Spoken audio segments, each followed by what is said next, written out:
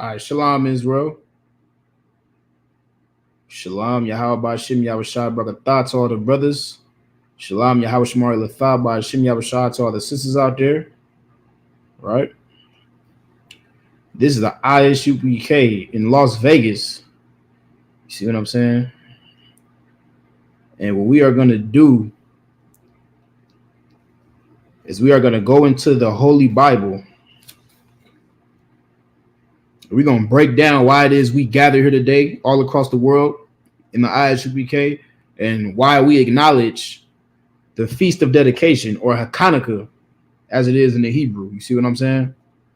So y'all bear with me as I share the class around, and I'm going to ask that every other brother and sister that's out there that might be watching share this class as well. You see what I'm saying? Even if you already know the truth. You see what I'm saying? Even if you already know what it is you're watching here today, share it so another brother or sister that might be in the world can have the opportunity to learn something new here today. You see what I'm saying? Bear with me real quick. Make sure I share this around. Once again, any questions that might be in the chat, anything like that, you know what I'm saying? You can go ahead. You can type in your questions. I'll ask them. I will answer them to the best of my ability. If I do not have the answer, I will let that be known, and I'll get that answer for you next week from a brother mightier than myself, a little more seasoned than myself.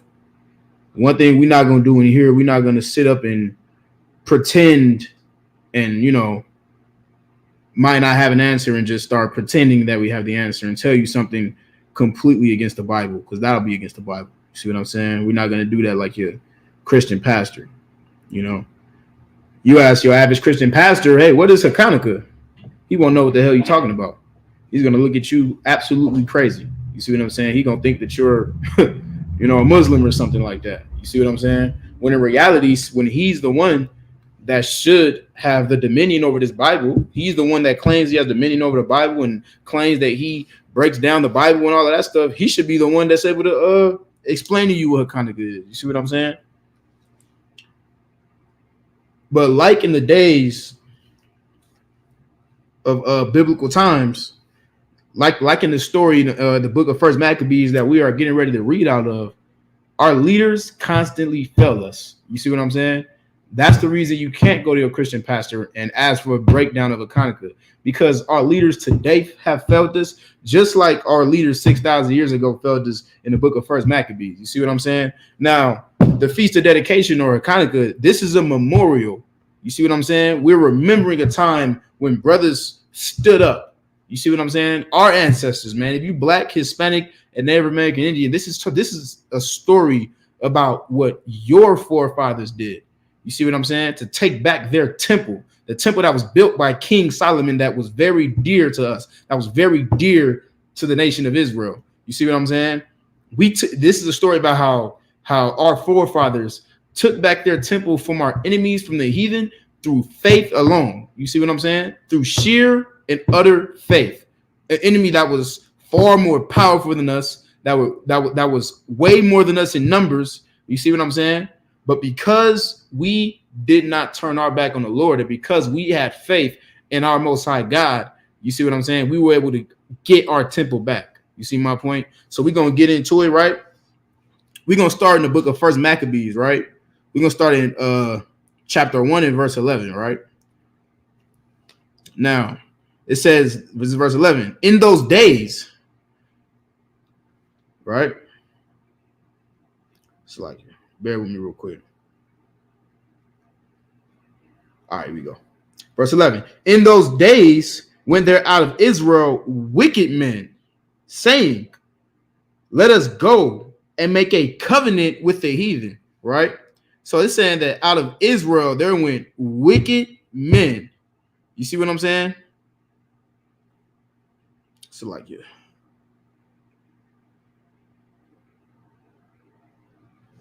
Who persuaded many, and they wanted to make a covenant with the heathen. Now, a lot of our issues in our entire history starts exactly like this. You see what I'm saying? Let's read it one more time from the top. This is First Maccabees chapter 1 and verse 11. In those days went there out of Israel wicked men who persuaded many, saying, let us go and make a covenant with the heathen that are round about us. So when we get out of captivity, right? And you can see this is very common in today's time. You see what I'm saying? This is nothing new that we deal with. We get out of our captivity and we start to feel bored, depressed. We don't know what to do anymore. We seeing the things that they do, and we want to go and do the things that they doing. You see what I'm saying? And that's how a lot of our problems start in our history.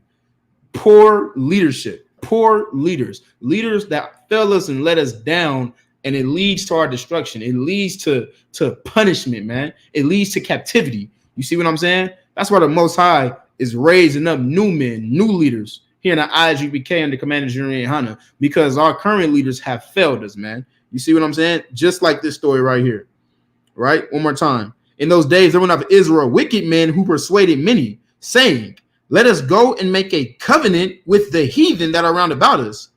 For since we departed from them, we have had much sorrow. Like, imagine that. Imagine being a slave, right? Imagine being under oppression. And then when you get out of that oppression, you want to go back. You see what I'm saying?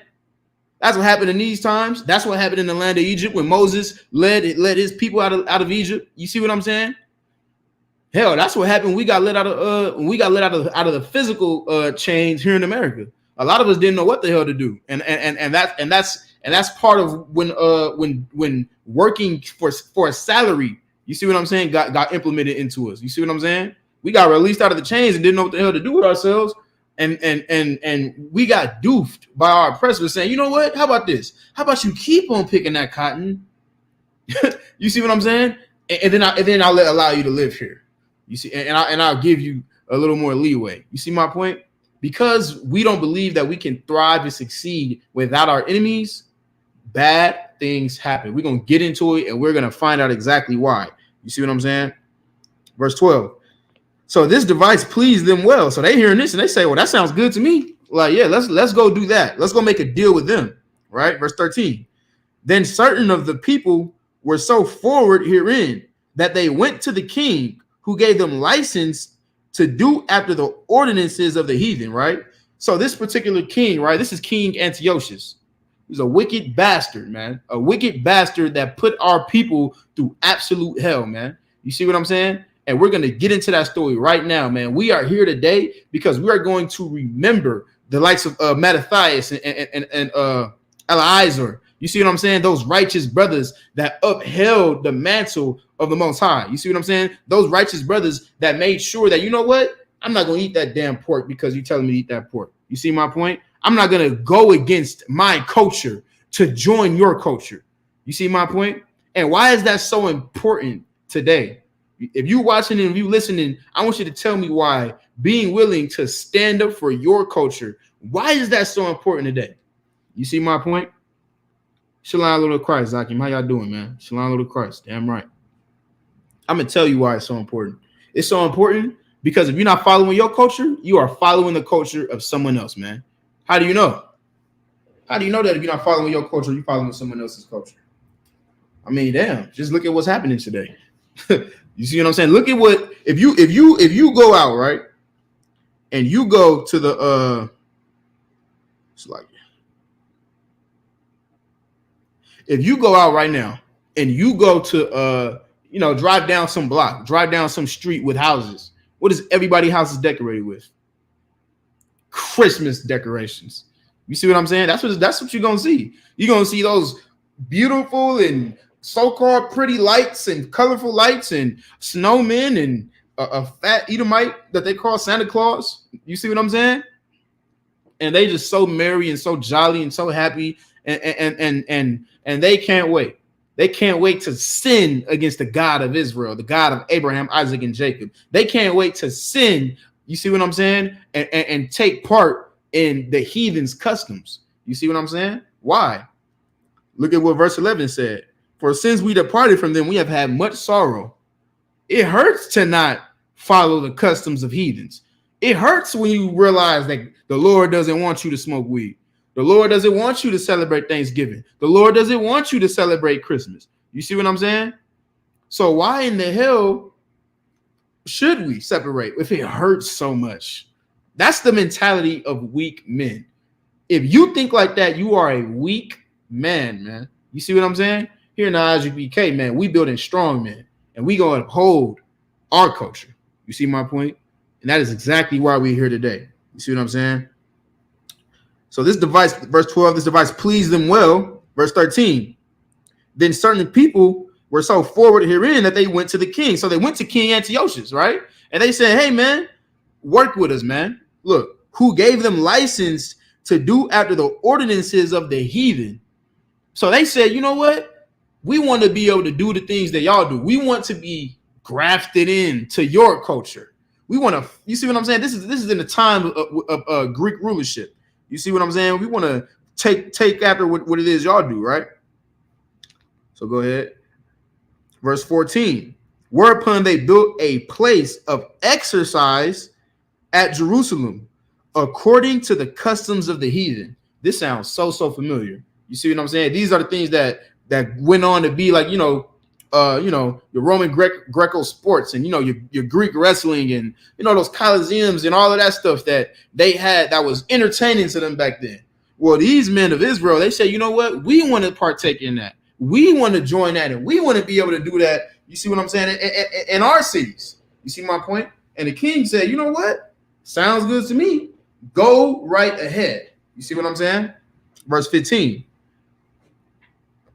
And made themselves uncircumcised and forsook the holy covenant and joined themselves to the heathen and were sold to do mischief, man. This is what happened back then, man, way back 6,000 years ago. And this is the same thing that's happening now. You see what I'm saying? Our so-called black leaders sell us out for their own personal gain. You see what I'm saying? But look at why it said what it said. It said it made themselves uncircumcised. What does that mean? Who could tell me what they think that means, man? In the comments, man. It said they made themselves uncircumcised. We all know what circumcision is, right? We all know that circumcision is the removal of the foreskin of a man's penis, correct? So how do you make yourself uncircumcised? Is the Bible saying that they went and had some type of surgery to make themselves uncircumcised? Right? These are the type of questions you need to ask your Christian pastor. You see what I'm saying? This is the type of questions that you need to come to him with so that he can show you that you don't really know the Bible, that he doesn't really know the Bible, excuse me. You see what I'm saying? Now, circumcision, right? It was an act of an oath made through physical pain. That's the point of a circumcision back then. You see what I'm saying? You're proving that you're loyal to the Lord through an oath of pain. That's the point of the circumcision, right? And you're covering yourself with the Holy Spirit, right? Shalom in Christ. What's going on? What's going on? So when you make yourself uncircumcised, it's not talking about a physical circumcision. You see what I'm saying? Oh no, it's talking about a spiritual circumcision. You see what I'm saying? Made themselves uncircumcised spiritually. Why? Because you broke the oath of pain that you have with the Lord, man. You see what I'm saying? You don't want to suffer anymore for the Lord's sake. See what I'm saying? You're uncircumcised now. You don't want to go through any more hardship for the Lord's sake. I always tell people, right? People have this myth in their head that when they come into the truth, they come into the ISUPK, all their problems are supposed to just fade away. I'm trying to make the kingdom. Life is going to be good now. I'm not sinning anymore. You see what I'm saying? I'm no longer sinning. Life should be good now. No, that is not the way that the Lord works, and that is not the way that you prove yourself to the Lord. The scriptures say that he that endureth unto the end, the same shall be saved. You see what I'm saying? What the hell are you enduring if the moment that you come into the truth, all the hardships stop? You see what I'm saying? We have to use our common sense, man. We have to apply practical knowledge to these scriptures, man.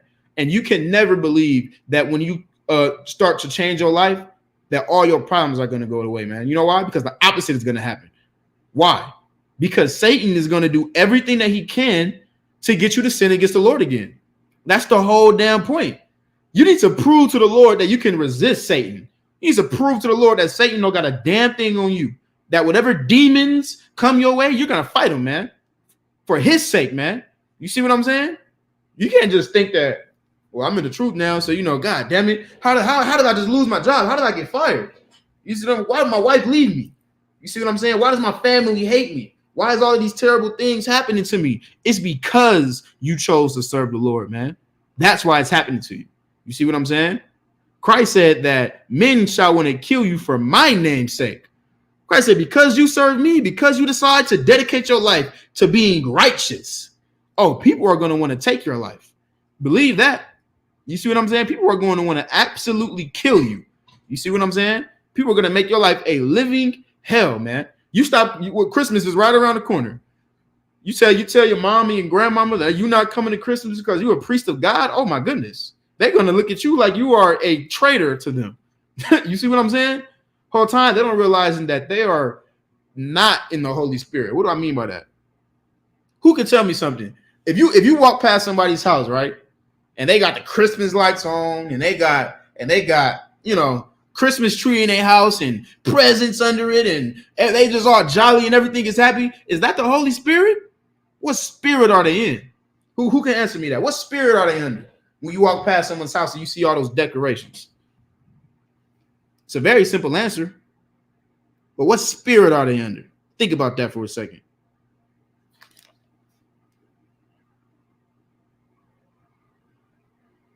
Because clearly, if the Bible says you can't, brother said, F Christmas, goddamn right. Now, obviously, the Bible says that you should not celebrate Christmas. You see what I'm saying?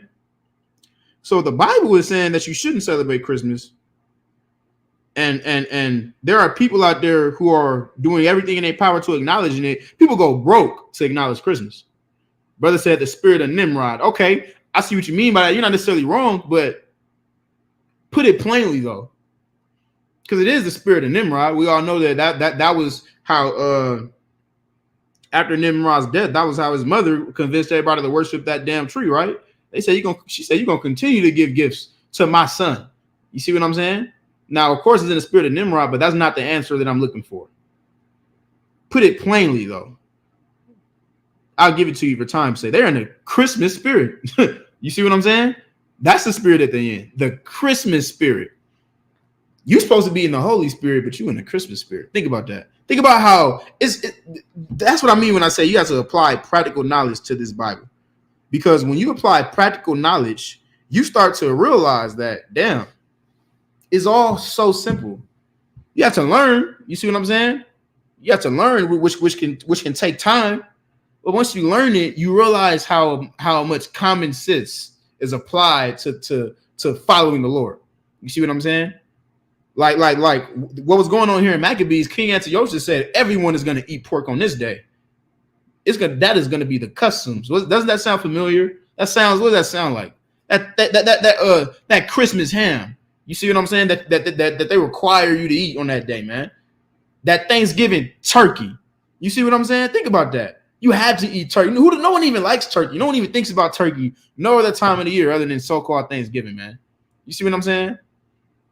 But because you're acknowledging the death of your brothers, now you want to, brother said spirit of Thanksgiving, exactly. Now because you're acknowledging the death of your brothers, now this dry ass bird, now this symbolizes, you see what I'm saying? This symbolizes the entire day. And you're not celebrating Thanksgiving. You didn't have any Thanksgiving turkey. You got to eat this turkey. The same thing was going on 6,000 years ago, man, with King Antiochus when he said everybody should eat some of this ham. You see what I'm saying? So we're going to drop that, and we're going to go to the book of First Maccabees 1:34, right? Y'all bear with me while I get there really quick. Salakia. All right. So it says, and they put therein a sinful nation, right? Wicked men, and fortified themselves therein. So it eventually started to happen. I'm gonna bounce down for time's sake because I really want to make these points, right? But as we just read in verse 11, when they made it their business to, oh man, let's go and join back with the heathen and stuff like that, there was a group of brothers who was like, we're not gonna do that. What the hell are y'all talking about? There were certain Israelites that said that is not what we're gonna do. You see what I'm saying?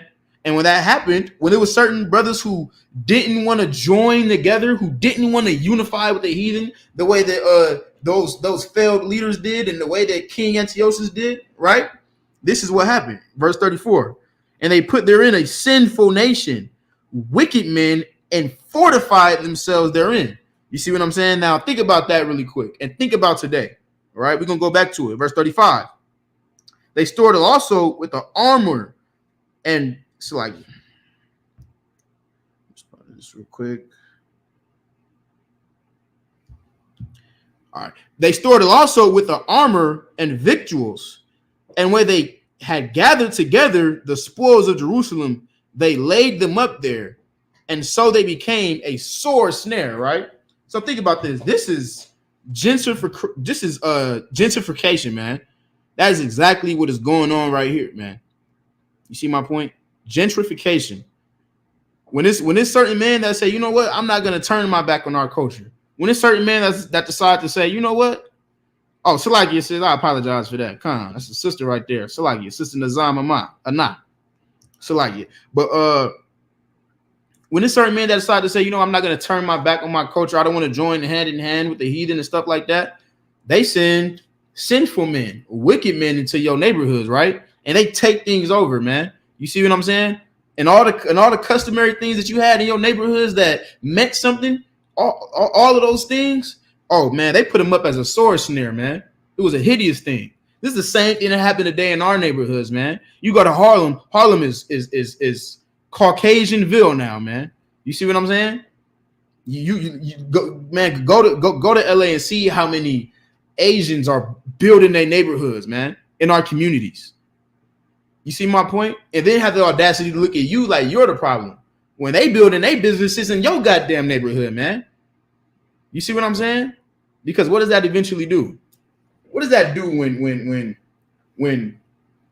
this? You see, this is a mental, spiritual warfare tactic that the leaders of the earth use when it comes to us. You see what I'm saying?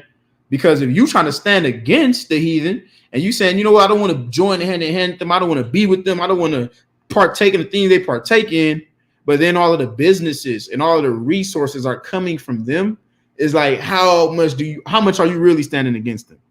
You hear Christians throw it in your face all the time. It's especially if you're Israelite. You see what I'm saying? If you say I'm an ISUPK and a Commander in Yana and I don't celebrate Christmas and we need to separate from, you see what I'm saying, from the white man, the first thing they're gonna say is, well, how you gonna separate? But you using all their grocery stores. How you gonna separate when you the one when you buying all they goddamn? You see what I'm saying? You going to the East Indians for their hair. How you saying that they the heathen when you need to go to them to get your nails done? You see my point? You see how they try to make it a contradiction for you to stand on what it is you believe in, man. It is absolutely an attack. Gentrification, it was going on way back then, when they were putting these wicked people in our communities, man. You see what I'm saying? You order some damn Chinese food and Lord forbid you damn near eating cat, rat, or dog. You don't know. You see what I'm saying? Because they're wicked and they're disgusting, and that's their customs. That is what they do. But when you have to go to them for everything, it's almost like a conflict of interest. You see what I'm saying? Everybody gets the point, right? Let's keep on reading. Or I'm gonna read verse 34 one more time, right? And when they had, it's like, and they put therein a sinful nation, wicked men, and fortified themselves therein. They fortified themselves therein. They went and they set up shop. They got comfortable. Like, this is our neighborhood now, man. You see what I'm saying? And that's exactly how you look at them Arabs in your neighborhood. That's exactly how they carry themselves. Like, they're better than you. Like you're the wicked bastard when they're the disgusting ones, man. You see what I'm saying? They stored there also with armor and victuals. And when they had gathered together the spoils of Jerusalem, they laid them up there. So they now look at what's going on with this temple, man. Look at what's going on with all of our goods and all the things that we hold dear. They gathering all of our stuff, all of our resources, all of our gold, all of our money, man. You see what I'm saying?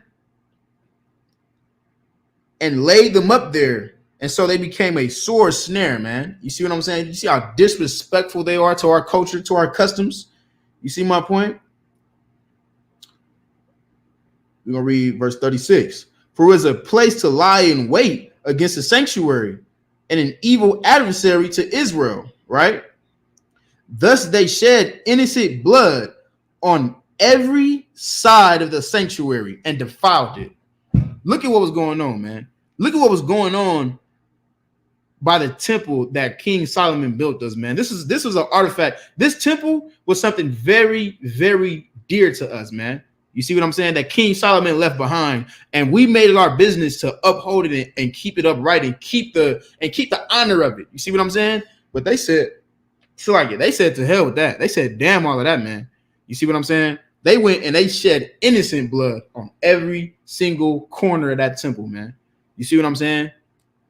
Making it not a glorious artifact, but a thought for of sore snares, man. Making it not something beautiful and honorable. You see what I'm saying? They were trying to make it something that people dreaded now. Every time I think of that temple, I think about when my cousin got murdered outside on the corner of that temple, man. You see what I'm saying?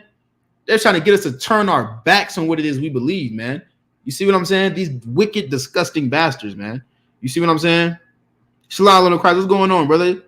Young man, John. You see what I'm saying? Damn right. Most High Christ. But they shed innocent blood on every side of the sanctuary and defiled it, man. You see what I'm saying? In so much that the inhabitants of Jerusalem fled because of them. This is the same thing that happens today. This is the same exact thing that happens when gentrification comes into our neighborhoods today, man. So where now we start to get out of those neighborhoods, man. You see what I'm saying? South Central, it used to be nothing but black people. Now slowly but surely, though, you see what I'm saying? You start to see more and more Edomites coming in. Harlem used to be nothing but black people, man. But slowly but surely, you start to see nothing but Edomites there. You see what I'm saying? Why? Because they come and they change the environment, and slowly it doesn't feel like home anymore.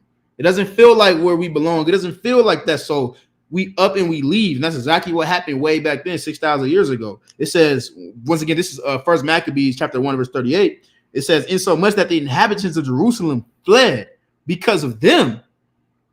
You see what I'm saying? Whereupon the city was made an habitation of strangers. I can imagine, man. I always hear cats talk about how, they might have, let's say a cat went to prison for 20 years or something like that. You see what I'm saying? And when they left, it was Blackville, nothing but black people. And, and when they got out and they went back, it's a land of strangers, man, that inhabit that place, man. It's not home anymore, man. It's like, what the hell happened here? You see what I'm saying?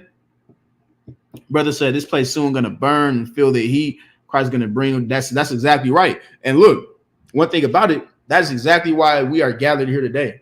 Because if we look at all of the terrible things that these brothers went through, man, we're going to read about brothers that were murdered because they refused to eat pork, man, because they refused to sin against their God, man, to keep their lives, man. You see what I'm saying?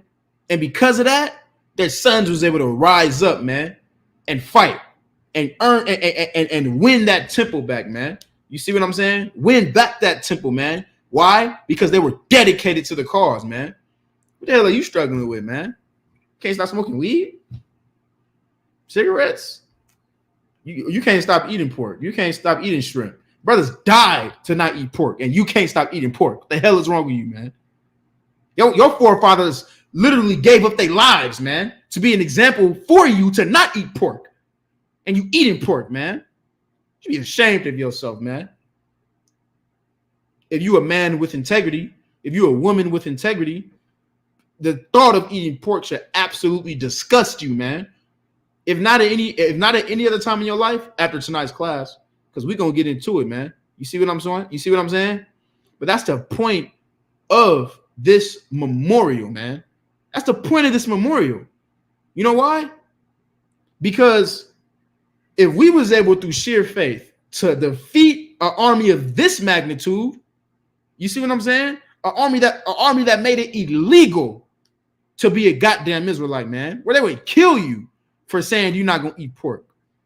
You see what I'm saying? Imagine what we can do here, man.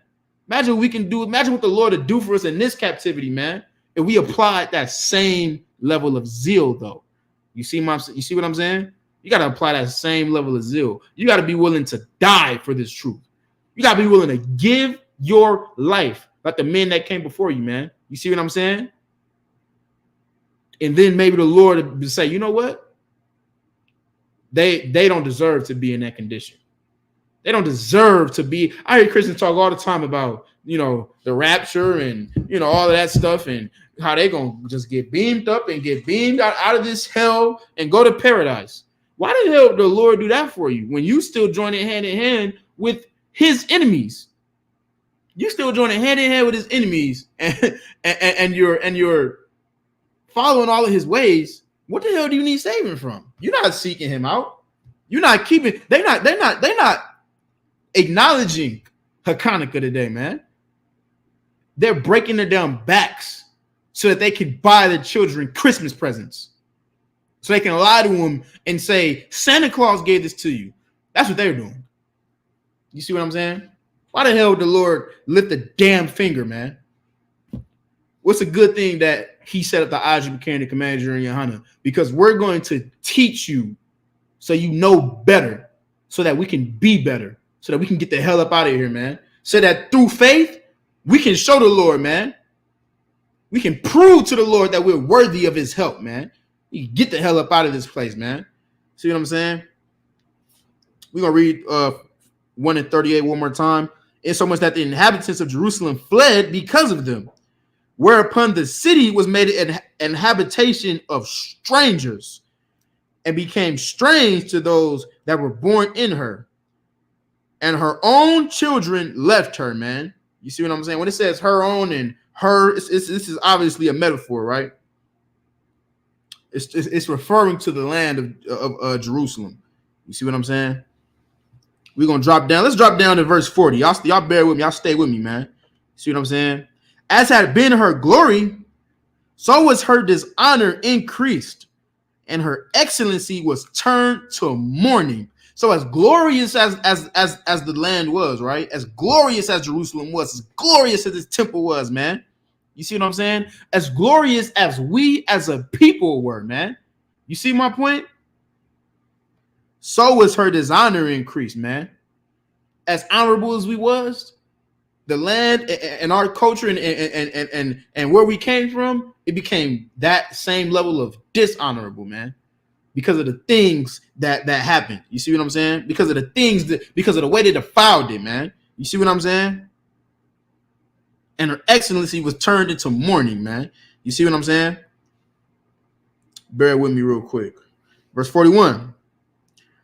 Moreover, King Antiochus wrote to his whole kingdom that all should be one people. What does this sound like? Oh my goodness. What does this sound like right here? Mind you, again, I just want to let it be known. This is something that occurred over 6,000 years ago. King Antiochus said, everyone should be one people, indivisible, with liberty and justice for all. You see what I'm saying? Are y'all understanding like how crazy it is that we continue to fall into the same snares as a nation of people? We continue to fall into this heathen, and they just want the same exact thing. They just want everyone to come together and all be one and all be loved. Why? Why do they want that? Why is it that? Why do you? Let me ask y'all a question real quick. Why is it that you think it is that every major ruler on the earth, if you look out through history, why do you think they want everyone to be one and come together? Who could tell me that real quick? Think about it. Why is that such a big thing? Because then look, when we look at our culture says, damn that. Our culture says we're gonna stand on business and we're gonna not join ourselves with y'all, man. You see what I'm saying? We're gonna say the ISUPK, we don't permit a man to come in here and then go marry outside of his nation. That is against the law. You see what I'm saying? But then it's like, you look like the bad guy though. You look like, well, damn, why you're a racist? You see what I'm saying? You don't want to just all be equal. You want to sit there and discriminate against everyone else, and you're the problem. Why? Because you prefer your people over those other nations the way the Lord told you to, the way the Lord requires of you. But why is it that America, right? Why is it they saying land of the free and home of the brave, everyone is equal and all of that? Why are they pushing that, man? Why was King Antiochus saying, what was that, verse 41? Why did he say that all should be one people? We should all be one people, man. Why? She said to love one, you will hate the other. Okay. But why is it that they want you to join hand in hand with them? And we're always the problem, man. Throughout history, kings and rulers, they trying to join all these nations together, and then we are the issue. Those Israelites that follow that damn Bible, those Israelites that serve their damn God, they don't want to do it. They want to keep. You see what I'm saying? They don't want to be joined hand in hand. I'll tell you why, for time's sake. The reason that is so important for them that everyone comes together, because in their head, and this is what the leaders of America understands too. This is what King Antiochus understood back then. In their head, they are building with all. If all nations come together, they can build an army big enough to fight against God. That's what unity is. That's why unity is such a myth, because they don't have your best interest at heart. These rulers want all of these nations to come together under one banner, indivisible, with liberty and justice for all, so that they could stand against your God. That's the reason. That's why they don't want you to say that you shouldn't eat pork. That's why they don't want you to say that you shouldn't celebrate Christmas, even though it goes directly against your culture. You see what I'm saying? Because if you could just eat this pork like they was trying to get Mattathias to do, if you would just eat this pork, brother, the way they tried to get Eliezer to do, man, you see what I'm saying? Then everything will be okay. If everyone just ate the pork and joined hand in hand, then they think they could fight against God. That's what the Tower of Babel was about. We all know that story, but them trying to build the tower to heaven, the so-called stairway to heaven, as it'll be mentioned today. You see what I'm saying? That stairway to heaven was to go against the Lord, man. And those people were unified. Which is why the Lord made them not unified. Everybody gets the point, right? Let's keep reading. That was verse 41. I'm gonna read 41 one more time. Moreover, King Antiochus wrote to his whole kingdom, everybody that was under his rulership, right? That all should be one people, verse 42, and everyone should leave his laws. Think about that. Oh my goodness. Like, people will really look you dead in the eyes and tell you that you are the problem for following your own customs. And listen to this. He wrote to his people that everyone should leave his laws.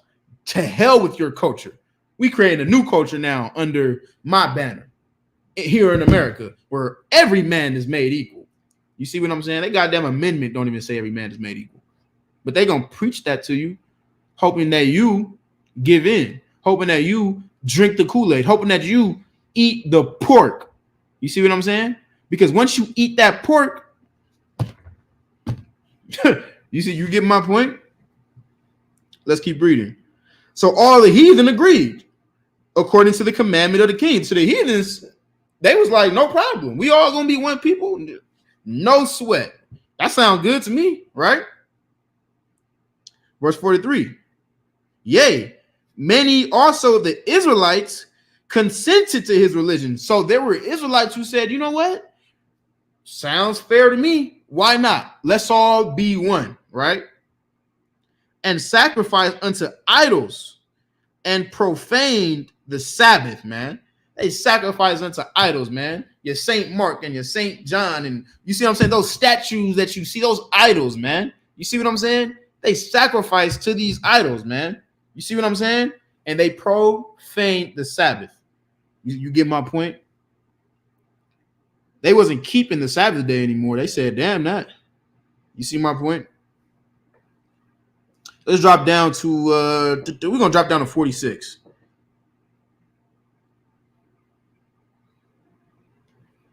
Matter of fact, let's read a little bit more, right?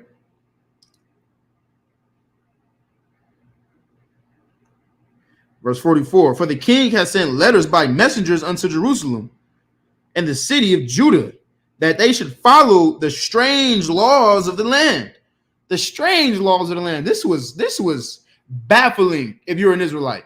It's like, what the hell do you mean? Don't celebrate the Sabbath. Don't not eat pork. What the hell? Join together hand in hand with our enemies. What the hell are you talking about? You see what I'm saying? But they made it the law, though. A strange law. You see what I'm saying? Follow the laws of the land. Same thing that they say today. You got to follow the laws of the land. You see what I'm saying? And forbid burnt offerings and sacrifice and drink offerings in the temple, and that they should profane the Sabbath, so like yeah, and festival and feast days. You see what I'm saying? Now they basically saying that you cannot keep your culture. You can those high holy days found in the book of Leviticus chapter 23. They said it is now illegal to honor those things. You cannot sacrifice to your God anymore. You cannot acknowledge those things anymore. You see what I'm saying? So y'all get the point. Y'all get what's going on, right? Verse 46. And pollute the sanctuary and holy people. Verse 47, right? Set up altars and groves and chapels of idols. You see what I'm saying? So they setting up these altars, right? These altars that are completely against our culture, right? And they setting up these chapels of these idols, you know, these statues of the men that they idolize, that they think should be, you know, royal, right? Something that's completely against our culture. You see it today, like I said, with that, you know, with the Saint Mark and all of those things, right? Saint Francis, you know, y'all know what I'm talking about, right? Let's keep reading some more. Where was that? That was 46, right? Verse 47, right? We gonna let me read this one more time, and I'm gonna jump around a lot because it's a lot to read. You see what I'm saying? It's a lot to get to, right? In this time span, right? But they set up altars in our temples, man. This is the thing that they're doing to our temple, man. Something that was holy and sacred to us. They set them idols, and they doing all manner of wickedness, right? So let's we're gonna go to where are we gonna go? Let's go to 2 Maccabees, right? Let's do chapter 6 and verse 4, right? So you can see, I want to try to get an idea of how wicked it is, the things that they was doing in our temple, right? Once again, if there are any questions in the room, let me know, and I'm gonna answer it to the best of my ability. You know what I'm saying? If I don't have the answer, guess what I'm gonna say? Say I don't have the answer. And I'm gonna give it to a brother mightier than myself, and we gonna get that answer to you ASAP, right? All right, no sweat. So let's go to 2 Maccabees chapter 2 and verse 6. Let me turn to the page. I'm reading right out of the Bible right here. Salakia.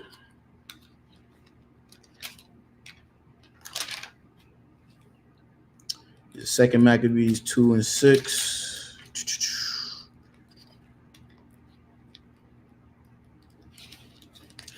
All right, this is the book of 2 Maccabees, chapter 2, or Salakia, chapter 6 and verse 4, not 2 and 6. 2 Maccabees, chapter 6 and verse 4. For the temple was filled with riot and reveling by the Gentiles. So this is what they was doing with our temple, man. It was filled with riot and reveling. Y'all know what riot and reveling is? By the Gentiles. One big giant party. You see what I'm saying? One big giant party. That's what they was doing. They was reveling. They was happy to be in our sacred place, defiling it and having a party and destroying every goddamn thing, man. You see what I'm saying? So like it really quick. Let me this system know. All right. Who dallied with harlots? That's an old term right there. Dallied. You see what I'm saying? They dallied with harlots, man. Absolutely disgusting. You see what I'm saying? Think about what they're doing. Now, obviously, it's against, first of all, you don't treat a holy place the way they treat this holy place. Partying and doing all that, all manner of wickedness, sleeping with whores. You see what I'm saying? It says it had to do with women within a circuit of the holy places. And besides that, brought things that were not lawful, meaning that were not according to our law. They were bringing pork and shrimp and lobster and crab, marijuana into our temples, man. You see what I'm saying? Marijuana. You see what I'm saying? 1 second.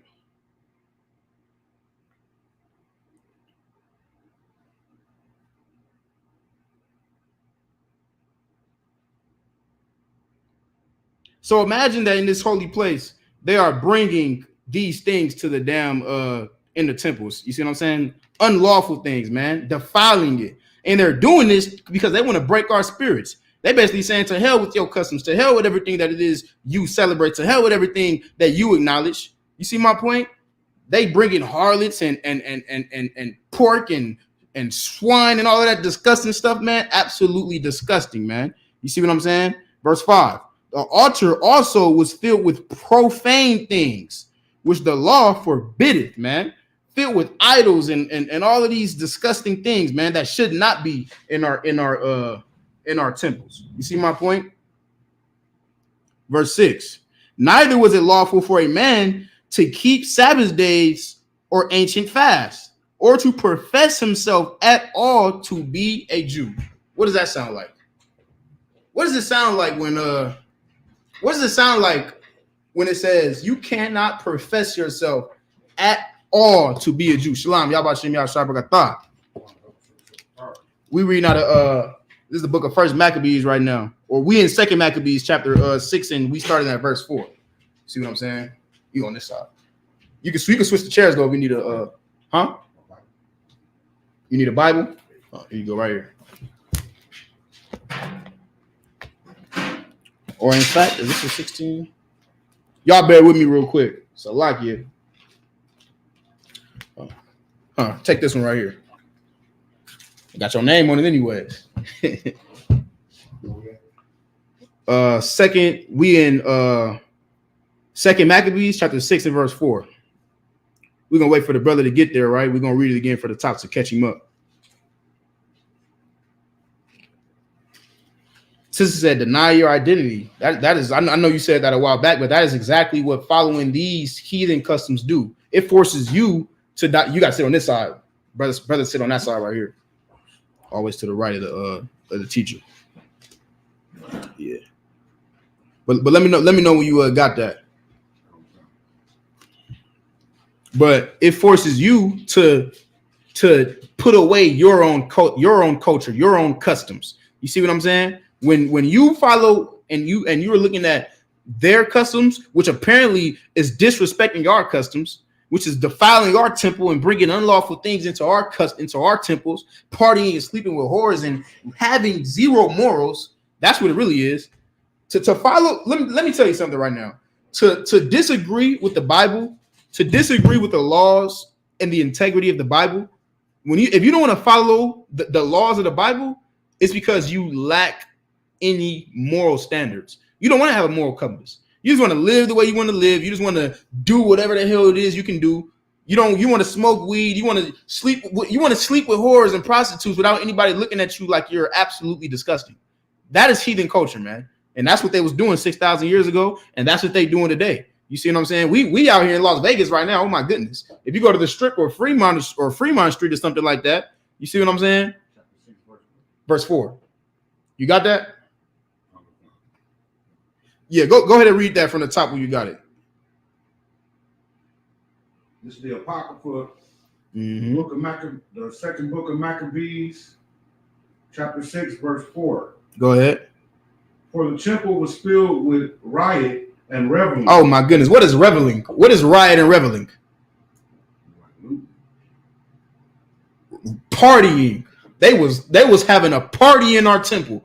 They was rioting and reveling and was having an amazing time defiling our holy place, man. A temple that King Solomon left us, man. You see what I'm saying? Salakia. Go ahead. For the temple was filled with riot and reveling by the Gentiles. By the who? By the Gentiles. By the Gentiles. This was not Israelites, man.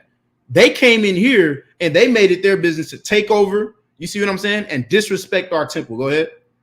Who dallied with harlots. Who dallied with harlots. What does dallied mean? I said it right before you walked in. I was like, that's an old school term right there. Dipping and dallying, right? You see what I'm saying? They dallied with harlots. So like, if you don't mind, real quick, can you go get the door? The door, yeah. That's an officer, precinct officer at Rock out there. But they dallied with harlots, though, man. You see what I'm saying? And you see what I'm saying? In a holy place, man. It has to do with women with the circuit of the holy places. And besides that, brought in things that were not lawful, right? Verse 5. The altar was filled with profane things, which the law forbiddeth. Things that should never be in a holy place of the Lord, man. Shalom of Christ. Things that should never be in a holy place of the Lord, man. You see what I'm saying? Like if you come up in here, for example, in the ISUPK, right? It's certain things that you can't bring in here, man. You can't bring no swine in here, man. You can't bring marijuana in here, man. You see what I'm saying? We're going to say, hey, man, go ahead, put that in your car. You're not going to walk that in here. You get my point? Things that should not be allowed in a holy place. They brung it in there. Why? To prove a damn point. That was the reason.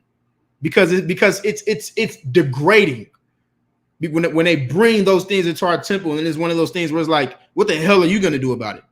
They could have had their wicked party anywhere, but no, we want to do it where you say we shouldn't do it to show you who's really in control. It's a power move. It's a power tactic. That's the point. You see what I'm saying? We're going to go to verse 6.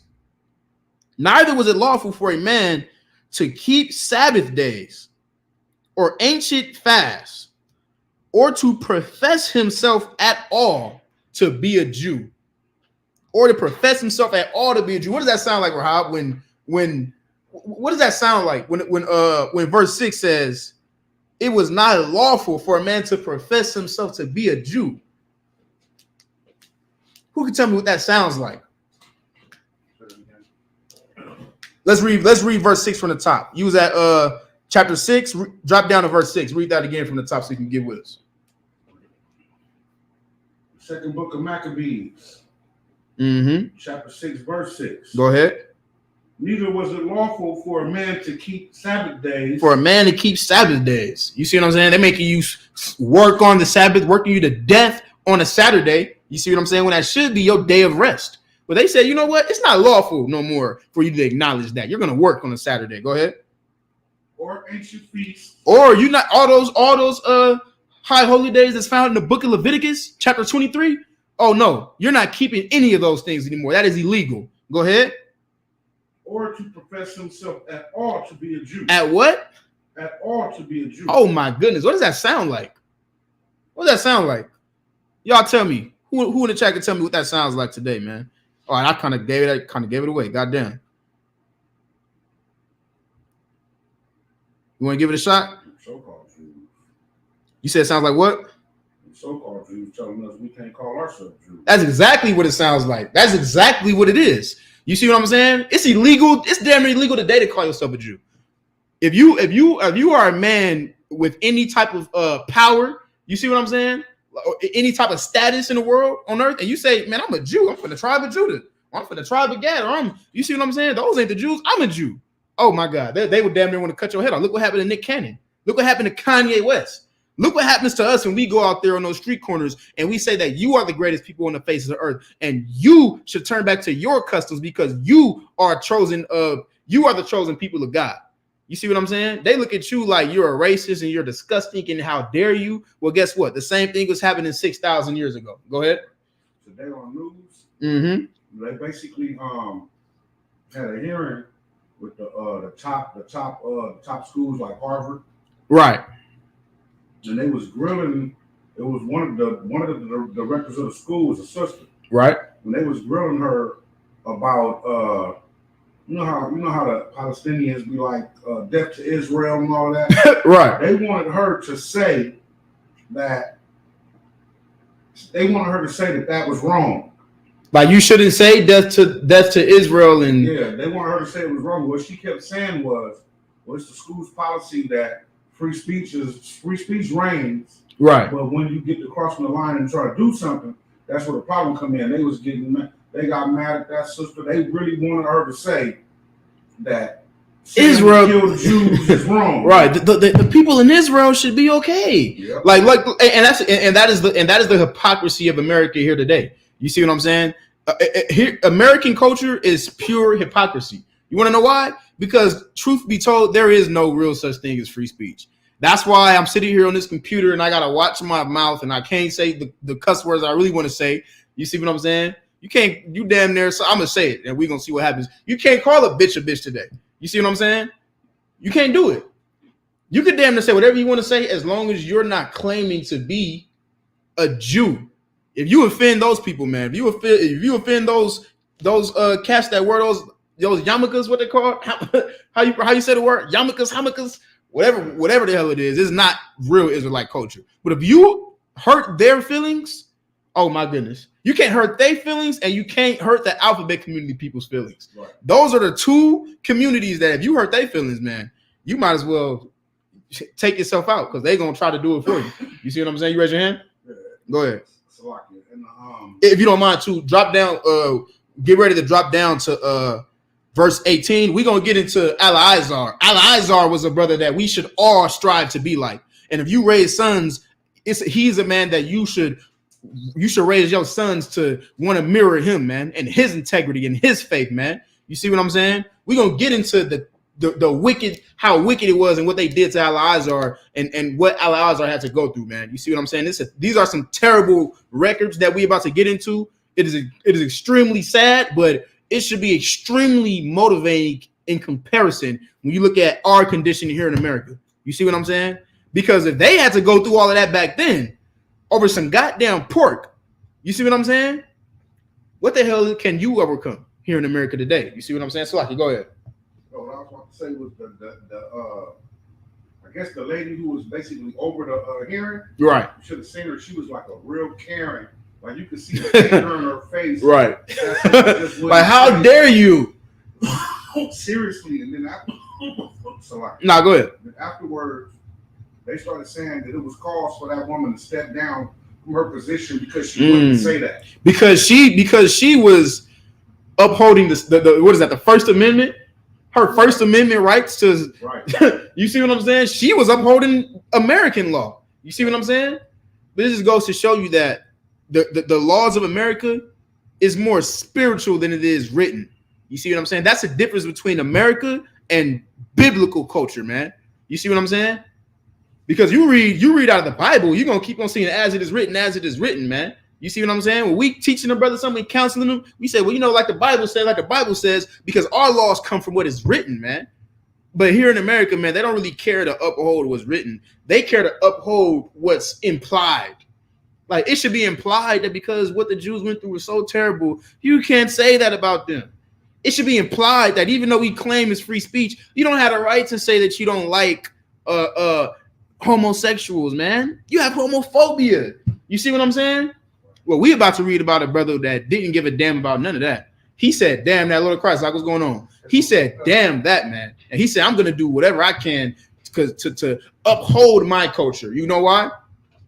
Because upholding my culture is the greatest thing that I will ever do, man. And I would rather die than serve the heathen. Go ahead, read that from me. Read that from when you got it. That's It's the book of Maccabees, the second book of Maccabees. Chapter 6, verse 18. Yeah, go ahead.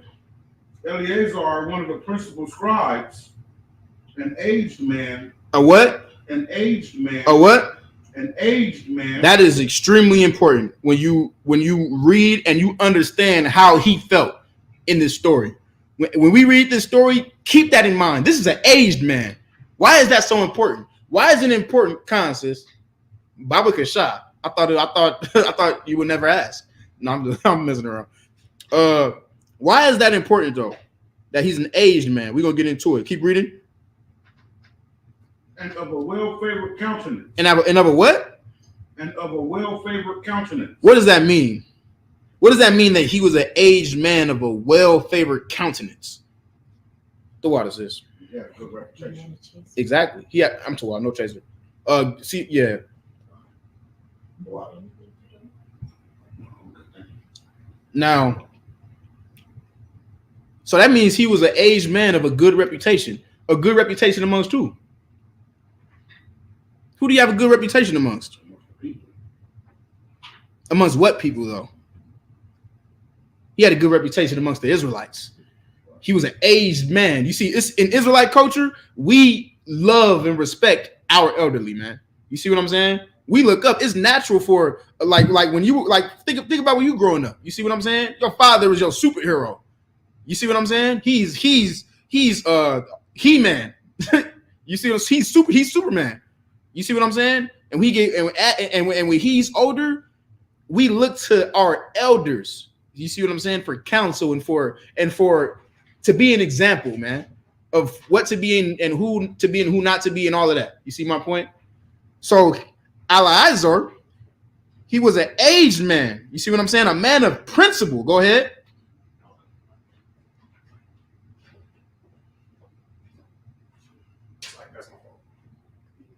Oh no, you good.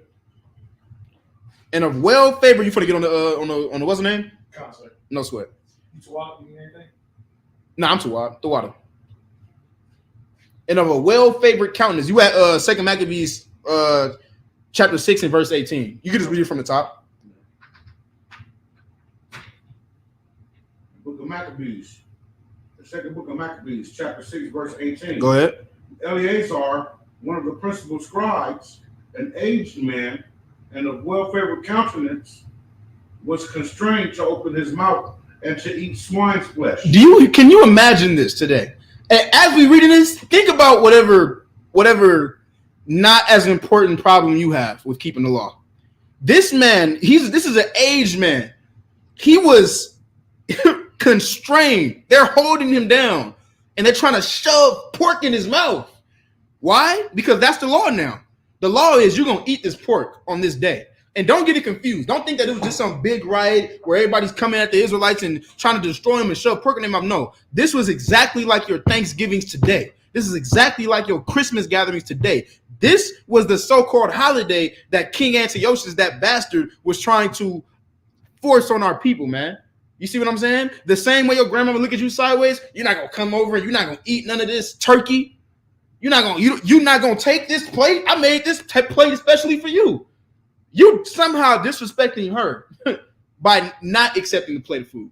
You somehow disrespecting her entire house and all the time she put into this meal, that dry ass turkey anyways, because you're saying, no, that's against my culture to partake in that. She's like, how dare you not sin for me? And she like, how dare you? Yeah, how dare you not sin for me? How dare you not make the Lord mad for me? You see what I'm saying? Why? Because American culture is, come on, we keep reading. So like, we gonna get into it. Verse 19. Uh-huh.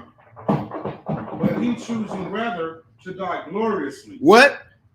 But he choosing rather to die gloriously. He's choosing rather to die gloriously, man.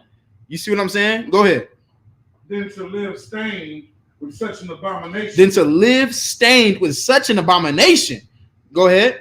Spit it forth and came of his own accord to the torment. To the torment, which means to the torture, because that was the penalty for not keeping the law of the land back then. If you wasn't going to acknowledge this day, acknowledge this new law where everyone has to come together and everyone has to, you see what I'm saying, take part in this pork, they were going to torture you to death. But he said, choosing rather to die gloriously, man, than to live with a stained abomination, man. Right. What type of man thinks like that? A man with integrity, man. Remember, it said he's an aged man of great countenance. This was a man, an honorable man, an aged man of great countenance. This is a man that lived his life. We just read back in 1 Maccabees how they first implemented these things, how our elders failed us, man, by deciding to go to the heathen, deciding to go to King Antiochus and saying, you know what? We want to do the things you do. We want to be joined hand in hand back with you, man. That's how our problems always start, man. Right when we get a little leeway, we get a little freedom for the heathen, niggas be like, oh, goddamn, I ain't gonna lie, man. We kind of had it going on. I miss Sunday night football, man. We should go back. Could you imagine being in this is how you have to think of it. We read these stories and you reading back in what is that? Back in Genesis when Moses led us out of the land of Egypt and niggas wanted to go back. You see what I'm saying? It looks ridiculous, But just think about you being in the wilderness and Sunday coming around and your football team is supposed to be playing right now. You see what I'm saying? You're supposed to be in the comfort of your own home. Yeah, it was slavery, but goddamn, it's all we knew. That is how weak men think, man. They would rather take comfort over honor. Comfort is better than them. Living a little longer is better to them than having it. We're going to get into it. Keep reading. Verse 20. As it behooved them to come, that are resolute to stand out against such things. Keep reading. As are not lawful for love of life to be tasted. Read that from the top one more time. 20 or 19? 20. Verse 20. As it behooved them to come, that are resolute to stand out against such things. So they saying it behooved them that it is resolute to stand out against such things. What does that mean? What does it mean to be resolute? You see what I'm saying? When you're a resolute man and you're standing out against eating pork, they trying to make this is what was going on here. They were trying to make an example out of Eleazar. You see what I'm saying? They were saying, you're going to eat this pork. Why was they coming to him specifically? Why? Who can tell me that?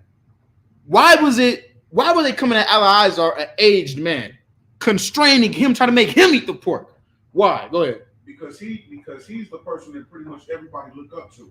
So if he do it, then everybody else won't do it. That's it right there. If you eat the pork, then they will say, you know what? Him, he's the one, he's like our general.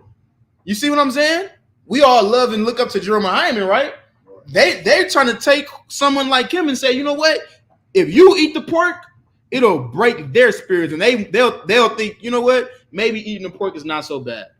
Maybe it's okay to eat the pork. But he's standing resolute, though, man. You see what I'm saying? To stand resolute means you're being an example to them. You see what I'm saying? It's like you're trying to revolutionize what's going on here today. You're trying to create some type of revolution against what it is that we're trying to do. He was standing resolute against such things, man. And you're going to create a problem if you don't eat this pork, because now more and more men are going to not want to eat the pork. Keep reading. As are not lawful for love of life to be tasted. Oh my goodness! As of not lawful for love of life to be tasted. What does that mean? What is love of life? Man, it ain't working. Like, I love my life too much to taste this swine and offend the Lord to where He killed me. Yes, but bring me home though. Like, when someone has a love of life, what is that? He said, I'd rather die than taste the love of life. What is that? What is that talking about? Anybody in the comments, tell me, what does that mean? Love of life. Your answer was actually, to sum it up. You see what I'm saying? To sum it up, that's a good answer. But like more specifically though, what is the love of life? It's right there. It's right there if you think about it. To taste the love of life. Sin. You see what I'm saying? If you're living in the love of life, you're living in sin, because you're not living in the love of the Lord. You're living in the love of life. You live in think about the turn of the day. You live in your what? You live in your best life. Exactly. You see what I'm saying? You live in your best life, and you eating pork, and life is amazing right now. He said, man, I'd rather stand resolute than to taste the love of life. Keep reading. We're going to go all the way to 31. Verse 21. Go ahead. But they that have the charge of that wicked feast, for the old acquaintance they had with the man. What does that mean? It said, for they that have the charge with the wicked feast. So the ones in charge of this wicked feast, right? Read from wicked feast one more time. Or it's like, just read that from the top. I want to point something out real quick. Verse 21. But they that had the charge of the wicked feast, for the old acquaintance that. The old what? For the old acquaintance. The old acquaintance. Go ahead. They had with the man, taking him aside, besought him to bring flesh of his own provision. So basically what's going on here is they said, you know what? Y'all his old acquaintances, man. The ones that was in charge, the ones that that probably grew up with him, man. You see what I'm saying? That was not keeping the law of God. They was keeping the law of the land. You see what I'm saying? They was eating that swine. This is how subtle the beast of the field is. They say, you know what? Don't stop. Let him go. Don't shove the pork in his mouth no more. Get his friends, get his old acquaintances. You see what I'm saying? To try and convince him to just eat this flesh. Go ahead. Such as was lawful for him to use. It's like it. Read from besought him one more time. Taking him aside, besought him to bring flesh of his own provision. Such as was lawful for him to use. So basically, they saying, you know what? Come here, man. Go get some of your food. Go get some of your meat. Go get some of your beef, or you know what I'm saying, fried chicken, or whatever it is that you allowed to eat. You see what I'm saying? Go ahead. And make it as if he did. And do what? Flesh. And make it as if he did eat of the flesh. And do what? Make it as if he did eat of the flesh. And act like you ate the pork. You see what I'm saying? Just go get some beef, go get some steak, go get some deer, go get some venison, and just pretend that you ate some of the pork. What are they trying to do? What are they trying to do? They're trying to get him to compromise. Why? What's the end goal? What are they trying to do? If they can get it to look like he did, then everybody else is going to do the same thing. That's what the king wants, but this is his old acquaintances. You see what I'm saying? This is people that actually care about him. This is people that actually love him. This is important because you have to understand that this is the same way that the people that you care about in the world are going to come at you when you decide to change your life. You see what I'm saying? They don't care about America's. I ain't never met a nigga on the planet that care about America's success. They just glad they got the day off and they at home and we got the time with our family and now we can eat some turkey Thanksgiving. It's not about the or how many, you know what? I was gonna use the example of it's not about the Native Americans that died. We celebrate because we got the day off. But here's a better example. How many times have you told somebody, oh, I don't celebrate Christmas, I want no Christmas gifts? And they said, what if I give you a gift on a day that isn't Christmas? You see what I'm saying? Because they don't understand. They have a demon on them that's trying to get you to break into fold. But the reason that they're doing this, the reason that they saying, man, just give us, you know what I'm saying, just get some of your meat, get some of your steak, some of your food, and just pretend that you're gonna eat it. The reason that they're doing that is because they're trying to save his life. They don't want him to die. You see what I'm saying? They say, man, you an old acquaintance of mine, man. We care about you. We love you. Just pretend that you ate it so you don't have to die. You won't be breaking the law, right? So who can tell me what's wrong with that? Or is there something wrong with that? Is there something wrong with imagine right now. Imagine the police came right now. You see what I'm saying? And putting guns to our heads and you gonna eat this pork. And we could pretend that we ate beef to spare our lives. Should we do that or should we not do that? Why shouldn't we? You should have integrity. It's better to die standing up than live on your knees. It's better to die standing up than to live on your knees. Damn right. But let's get into what Al-Azhar's response was. Keep reading. You can read from the top of the. Oh, there you go. Nah, go ahead. Sly, you got it. I was gonna say if you need to, but you found it. Such as was lawful for him to use. So go get food that you can eat. Go ahead. Right. And make it as if he did eat of the flesh, taken from the sacrifice commanded by the king. Taken by the sacrifice commanded by King Antiochus. You see what I'm saying? Taken by the sacrifice commanded, man. Go ahead. That in so doing, he might be delivered from death. And in so doing, he might be delivered from death. They're trying to save his life. Go ahead. And for the old friendship with them, find favor. They saying, man, we care about you. We old friends, man. Like, you know what I'm saying? We can save you. This is how you can live today. We know that you different. You a good brother, man. You know what I'm saying? You don't deserve to die because you believe in what you believe in. You a good brother, man. Just pretend you ate some pretend you ate the pork, man. You don't gotta really eat it. I understand that that's who you are. They try to save his life. They try to deliver him from death. Go ahead. Verse 23. But he began to consider discreetly. He did what? He began to consider discreetly. He did what? He began to consider discreetly. He stopped and he said, you know what? Maybe I should do that. He stopped and he thought about it. He considered it. He said, man, maybe I should just pretend to eat it, man. I don't have to die, man. Go ahead. And as became his age. As became his what? And as became his age. That is very important. Keep reading. And the excellencies of his ancient years. And the excellency of his ancient years. Go ahead. And the honor of his gray head. And the honor of his gray head. He like, man, I didn't put too much work and too much time into this, man. I'm old now. I grew old in the truth. Imagine 20. You've been doing this, not eating pork for 20 years. Everyone knows it. Everyone looks at you and knows, man. Oh, that brother, man, he's an elder, man. And he been standing 10 toes for this for 20, 30 years now. You see what I'm saying? I believe his brother was like 90 years old at this time. You see what I'm saying? I'm gonna have to double check his age, but if I'm not mistaken, I'm like almost 90% sure he was like 90 years old at this time.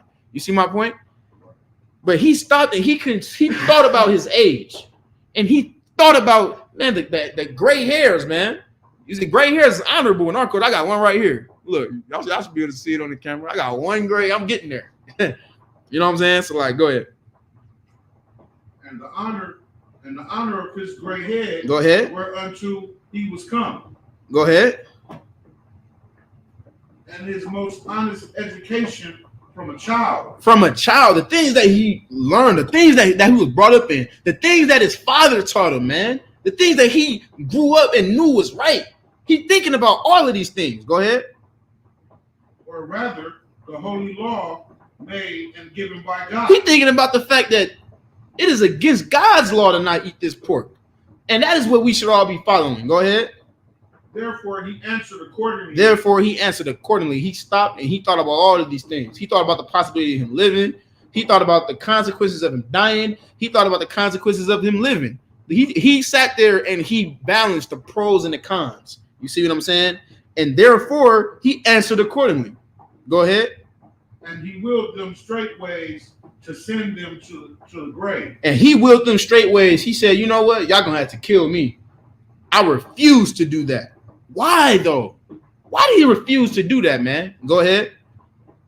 For it becometh not our age, he said, and in any wise to dissemble. What does it mean to dissemble? Does anybody know what that means? He said, man, look, it becometh not our age in any wise to dissemble. What is that? What do you think that means? Dictionary? Yeah. Or not a Bible dictionary, but you could look that word, you could Google that word as well. You see what I'm saying? What does it mean to dissemble? That's what we do. We don't know what the word means. We look it up, right?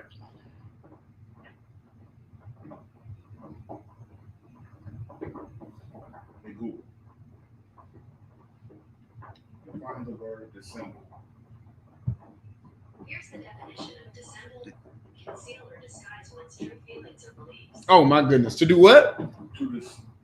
To conceal or disguise one's true feelings or beliefs. To conceal or disguise one's true feelings or beliefs. In other words, to lie.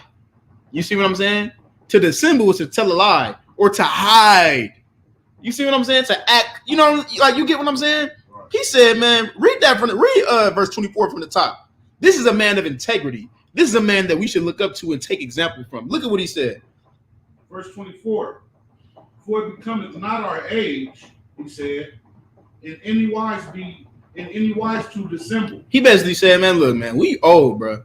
We too goddamn. He said we too goddamn old to be lying, my nigga. What the hell? What are we doing? What are we talking about? Look at what this world has come to. I'm 90 years fucking old, so I like you for my language. You telling me I gotta lie to stay alive? You telling me I gotta act like I'm eating pork? Like we too old to be doing all that, bro. You got to kill me, so like it. Go ahead, keep reading. Whereby many young persons might think that Eleazar, being 80 years old and 10. So I think 80 years old and 10. I think that that averages out to about 40, 60, 80, and 10. 90. Yeah, that averages that's about 9. So that's 90 years old. You see what I'm saying? Con, if you could. So he like, bro, what about the young people, man? They gonna look at me and think, man, Eli's already 90 years old, man. You see what I'm saying? Go ahead. Eleazar, being 80 years old and 10, were now gone to a strange religion. Now he went on to a strange religion, man. After all those years of him talking about I'm one West to the death and I will never turn my back on the truth and all of that. You see what I'm saying? Think about the men you look up to in this truth. That was Eliezer at this time. He's saying, man, if I do this, if I act like I'm eating this, they gonna say, man, he didn't go into a strange religion. After all of that time, he didn't put in all that work to fold at the end. You see my point? Think about that. He didn't put in all that work. He didn't put in all that effort. He didn't got all those stripes in the truth, man. He didn't taught the law for so long, not ate pork for so long, and then in the end, he folded. Well, I'm a young man. I'm a young brother. What the hell am I going to keep on following this for? Right. If at the end, what is it all? Was it all pointless? Was it all meaningless? What was the point, man? And Eliezer, he understood that is exactly how younger brothers would take it, man. And he said, damn that. I'd rather die. Keep reading. Verse 25. Uh-huh. And so they, through mine hypocrisies and desire to live a little time. A little time. He said, but I'm an old man. You mean to tell me that I got to eat this pork and save my life for but a little time? I'm already old. You see what I'm saying? To spare my petty life for but a little time through hypocrisy. Keep reading. A desire to live a little time and a moment longer. And a moment longer, right? Should be deceived by me. Should be deceived by me. They're going to be tricked by me. You see what I'm saying? Go ahead. And I get a stain to mine own age. And now my name is stained forever. Now, after all the work I did to have a good reputation, to have a good countenance, you see what I'm saying? Now it's stained in the end, man. Keep reading. And make it abominable. And made my name abominable by doing this wicked thing. Go ahead. Verse 26. For though for the present time I should be delivered from the punishment of men. So even though if I act like I'm eating this pork, this is his logic. He said, man, look, even though I might act like I eat this pork and I might be delivered from the punishment for men temporarily, go ahead. And this is what each and every one of us need to keep in mind. Go ahead. Yet should I not escape the hand of the Almighty. What?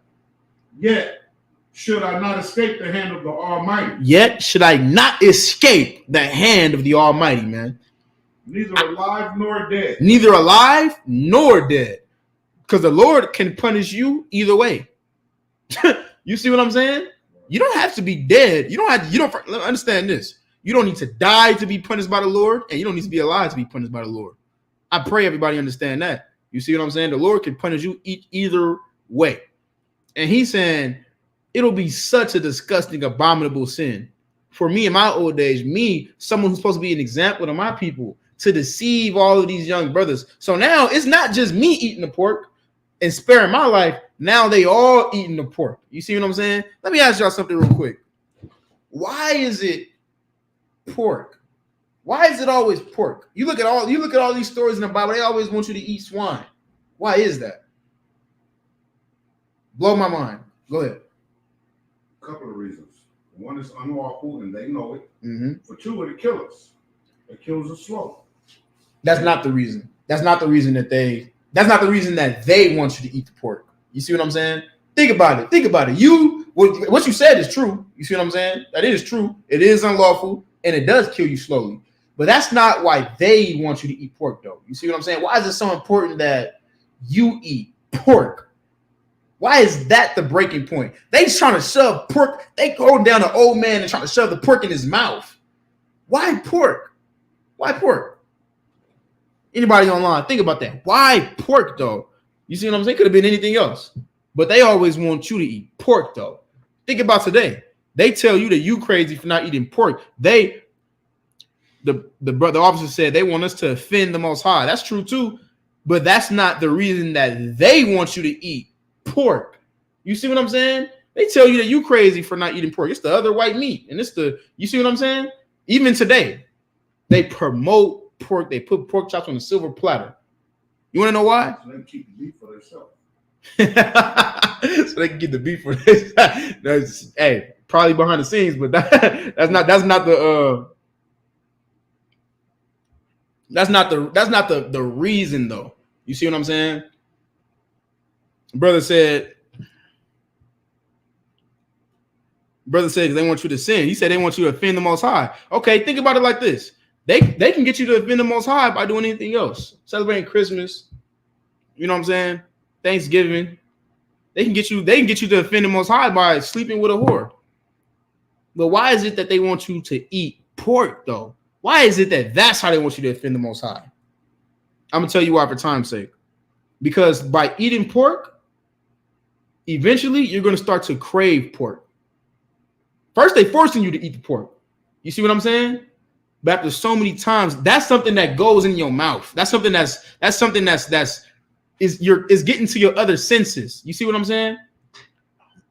You eating this pork. Go ahead. I had a precept, so I like it. You got a precept? Go ahead. I'm going to use the book of Judah, chapter 5, verse 21. He ran from the grill. He said, hold on, we can't. They got to hear this. Go ahead. So like it. The book of Judah, chapter 5, verse 21. Mm-hmm. But if there be no inequity in their nation, Mm-hmm. let my Lord now pass by, lest their Lord defend them and their God before them, and we become a reproach before all the world.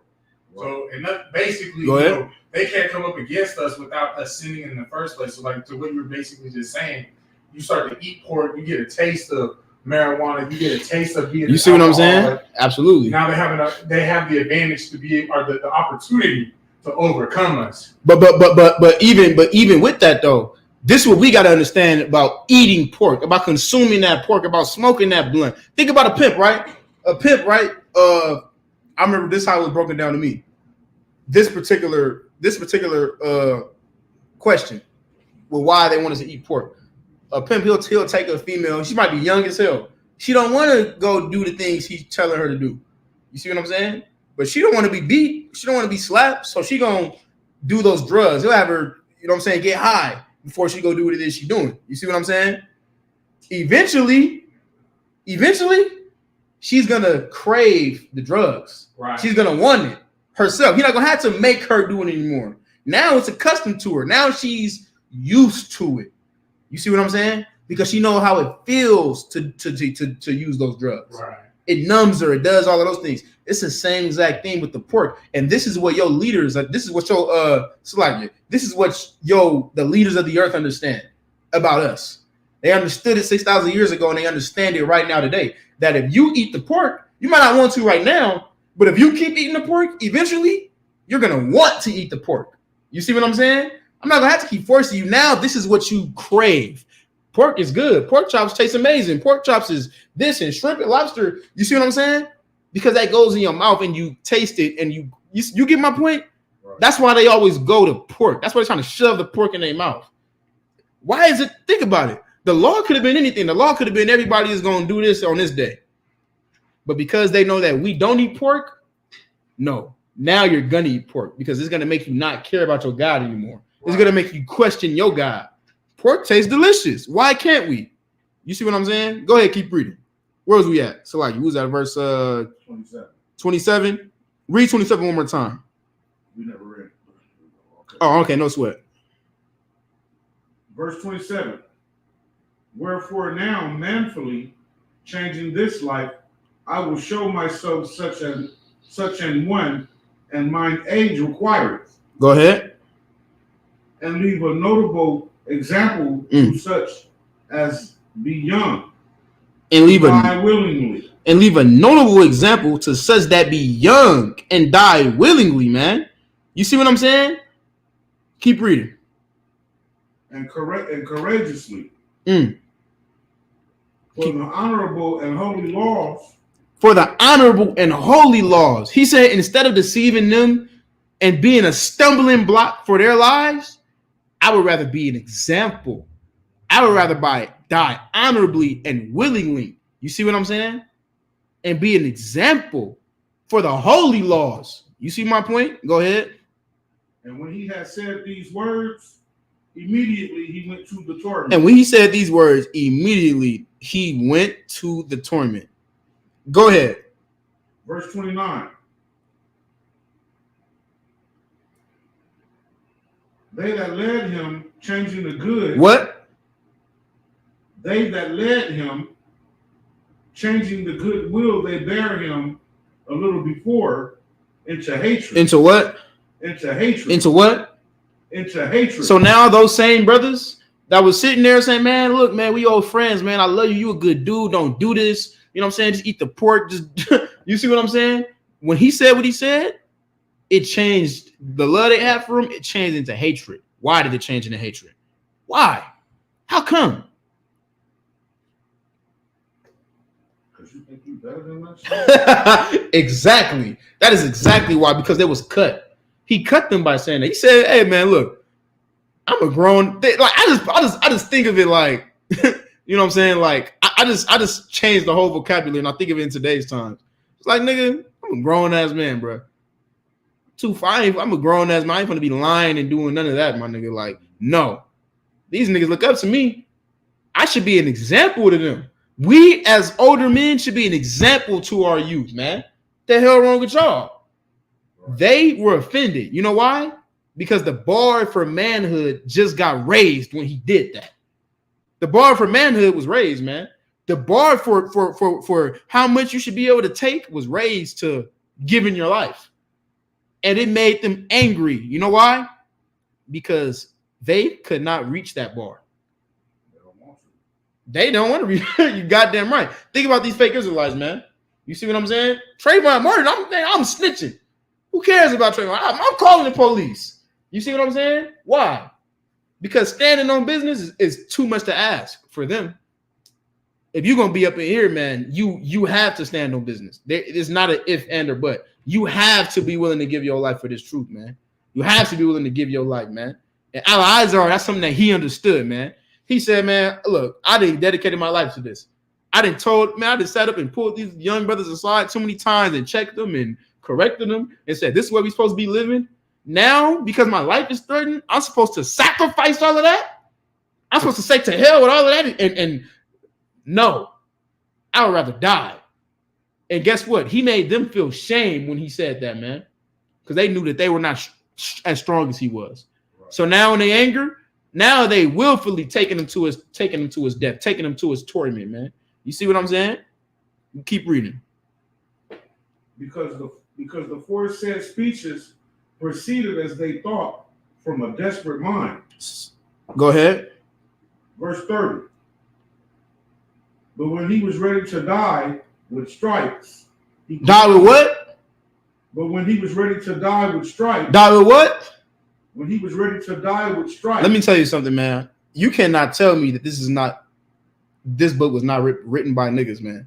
He said he was ready to die with stripes. He had stripes, nigga. You see what I'm saying? That's what you should want. You should want stripes before the Lord, though. Not stripes in these streets and not stripes in, you know what I'm saying? You should want stripes for the Lord. Al-Azhar was a man that went to die with stripes. You see what I'm saying? Keep reading. He groaned. And he said, it is manifest unto the Lord. Go ahead. That hath the holy knowledge, that whereas I might have been delivered from death, I now endure sore pains in body by being beaten, but in soul am well content to suffer these things, because I fear him. Let me tell you something, man. Every time I read these stories, it's enough to bring a tear to my eye. He died, and he said, man, he said, I understand that the Lord could have spared me, man. But even so, even if he don't spare me, I would rather die. Because I fear him. You see what I'm saying? I'd rather die an example because I know I'm doing the right thing, man. Faith, let me tell you what faith is. Faith is believing wholeheartedly in something that you cannot see or hear or any of that, man. But you just know that it's true. You know it's real, man. You see what I'm saying? That is real faith, man. And the scriptures say faith without works is dead. You see what I'm saying? Al-Azhar was tested, man. You see what I'm saying? And he gave his life. And what did it say he did? He groaned in pain and he said, I would rather this. I'd rather die to prove what I believe, man. You see what I'm saying? I'd rather die because I know that what I'm saying is right. Because I believe in the Most High God of Abraham, Isaac, and Jacob, man. Because I fear him. Keep reading. Verse 31. And thus this man died, leaving his death for an example of a noble courage. Of a what? Of a noble courage. Keep reading. And a memorial of virtue.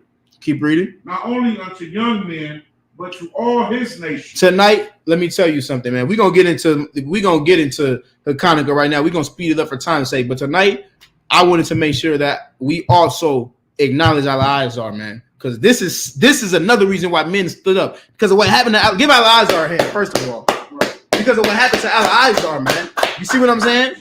And what happened to Mattathias, man. 7 brothers died, man, because they didn't want to eat pork, man. Al-Azhar was one of them, man. And that was his story, man. You see what I'm saying? Now, drop that, and you're gonna go back to First Maccabees, man. 2 and 9. You see what I'm saying? We're gonna jump around a little bit so we can get the full point. But go to First Maccabees now, chapter 2 and verse 9. You see what I'm saying? And I always tell brothers, man. You know what I hear all the time? Brothers always tell me all the time. They be like, oh, you know, I love what you do. You know what I'm saying? I want to come to the truth, and I want to, you know what I'm saying? I want to come and learn and do this and do that, and I'm gonna get it together. Oh, but you know, man, you know, my cousin just died the other day, man. Grandmama just passed away just last week, man. You know, so, you know, I just want to, you know, get myself together. You know how often I hear that? I'm just trying to get myself together before I come and do the right thing. The hell are you talking about? I guess you're and Lord be with anybody who loses anybody. You see what I'm saying? But goddamn, I guess your grandmama could have never died, or you would have left the truth. You're not gonna join the truth because someone passed away. Well, I guess they just have to live forever then. You see what I'm saying? Sis said ISUPK, no excuses. You goddamn right. No cowards, no excuses, man. You come in here to get your life together. How the hell are you going to tell me, look me in the eyes, and say that I just want to get myself together before I come around you brothers? What the hell are you talking about? You think that you strong enough to fight your demons on your own and win? You think that you strong enough? The Lord says that he's trying to gather us together. But you think that excludes you, though. You think that you battling weed, or you can't stop smoking this or that. You can't stop sleeping with whores, or you got whatever addiction you have. And you think that you're going to get over that on your own? Let me tell you something. That thing that's telling you I'm going to get myself together first, that is a demon, my nigga. That's what that is. That is a demon, Akwath. Don't ever think I got to get myself together and then I can go and be worthy of being around. No. None of us was worthy when we showed up to class. That's the point. You come in here to get yourself right because you can't do it by yourself. That's the entire point. You're not going to defeat Satan on your own. And you're losing so bad that Satan is literally talking through you, telling me, I'm going to wait to get myself together before I come to class. That's Satan right there. You see what I'm saying? So like, go ahead. You got that scripture? Okay. What did I ask for? I asked for First Maccabees chapter 2. Chapter 2, verse 9. Yeah, go read that, Baba Gashai, you got it. The first book of Maccabees, chapter 2, verse 9. Go ahead. Her glorious vessels are carried away into captivity. Her glorious vessels are carried away into captivity. This is what happened after First Maccabees 1 and 11. You see what I'm saying? Now we're getting taken into captivity, man. You see what I'm saying? Go ahead. Her infants are slain in the streets. Oh my goodness. Her infants are slain in the streets. When it says her, this is talking about Israel. This is talking about us as a nation. This is what's going on. You see what I'm saying? This is what was happening way back then. I'm gonna keep saying it. It was happening 6,000 years ago. It's happening today. Our infants, our babies, kids, man. Look at what happened to Trayvon Martin. He holding a damn toy gun, killed in the streets. You see what I'm saying? Go ahead. Her young men with the sword of the enemy. I don't even got to explain that. Her young men with the sword of the enemy. You understand what the hell that means? You see my point? Go ahead. We're gonna speed along real quick because I want to make sure we keep it at 2 hours. Verse 10. What nation has not had a part in her kingdom Mm-hmm. gotten of her spoils. What nation had not had a part in her kingdom and gotten of her spoils? Oh my goodness. We all know what the hell we're talking about. We all know what this is talking about. Name a nation in today here in America that doesn't rule over us. You see what I'm saying? That doesn't take part in our places. It's heathens all throughout all our neighborhoods, man. When it used to be just us, just our communities, man. You see what I'm saying? Now it's the strange people in those communities. And they got their foot on our necks, man. We need anything, we got to go to them. You can't even get your goddamn sisters can't even get the damn nails done without going to the damn heathen.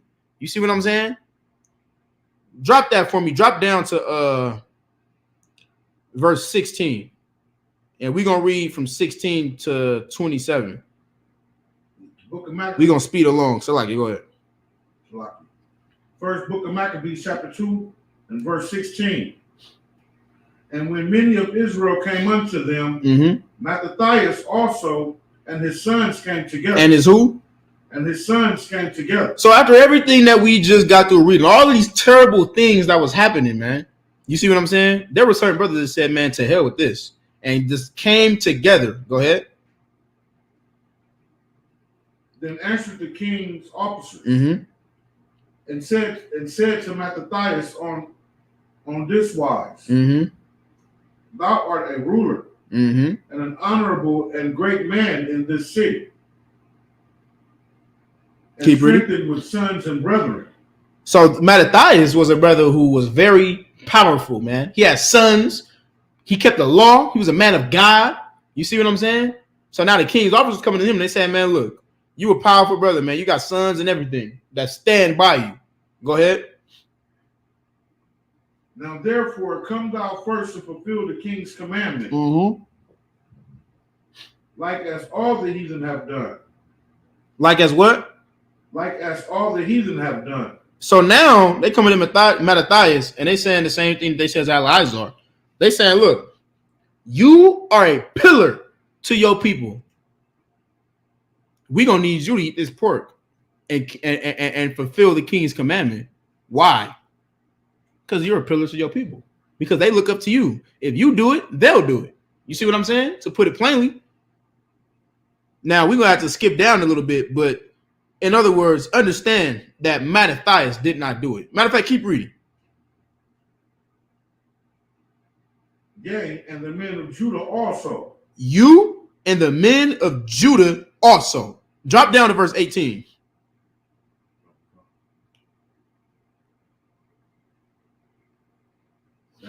Or Salakia, verse 19. Salakia.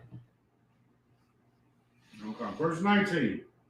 Then Mattathias answered and spake with a loud voice. With a what? And spake with a loud voice. He spake with a loud voice. You see what I'm saying? He raised up his voice. He said, man, hold up. Go ahead. To all the kings, to all the nations that are under the king's dominion, obey him. He said, even though all them nations might go and eat that swine and eat that pork, I'm good right now. The water. Go ahead. And fall away everyone from their religion of their fathers and give consent to his commandments. Yet will I, verse 20, yet will I and my sons and my brother walk in the covenant of our father. He said, I don't give a damn about what y'all do, man. I don't give a damn about the fact that they changed the law and said it's against the law to be a Jew and to proclaim to be an Israelite in any fashion and all of that. Y'all can go eat that pork. I can do all of that. But guess what? Me and my house, what we going to do, all right? Me and my house, what? We're going to serve the Lord. We're going to serve the damn Lord, man. That's what we going to do. You see what I'm saying? That's what we going to do. He said, me and my sons, man, we are going to keep on serving the Lord. Keep on walking in the covenant of our fathers. Go ahead.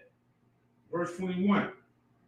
God forbid that we should forsake the law and the ordinance. God forbid that we should forsake our culture. Go ahead. Yeah, I'm too up right now. The water.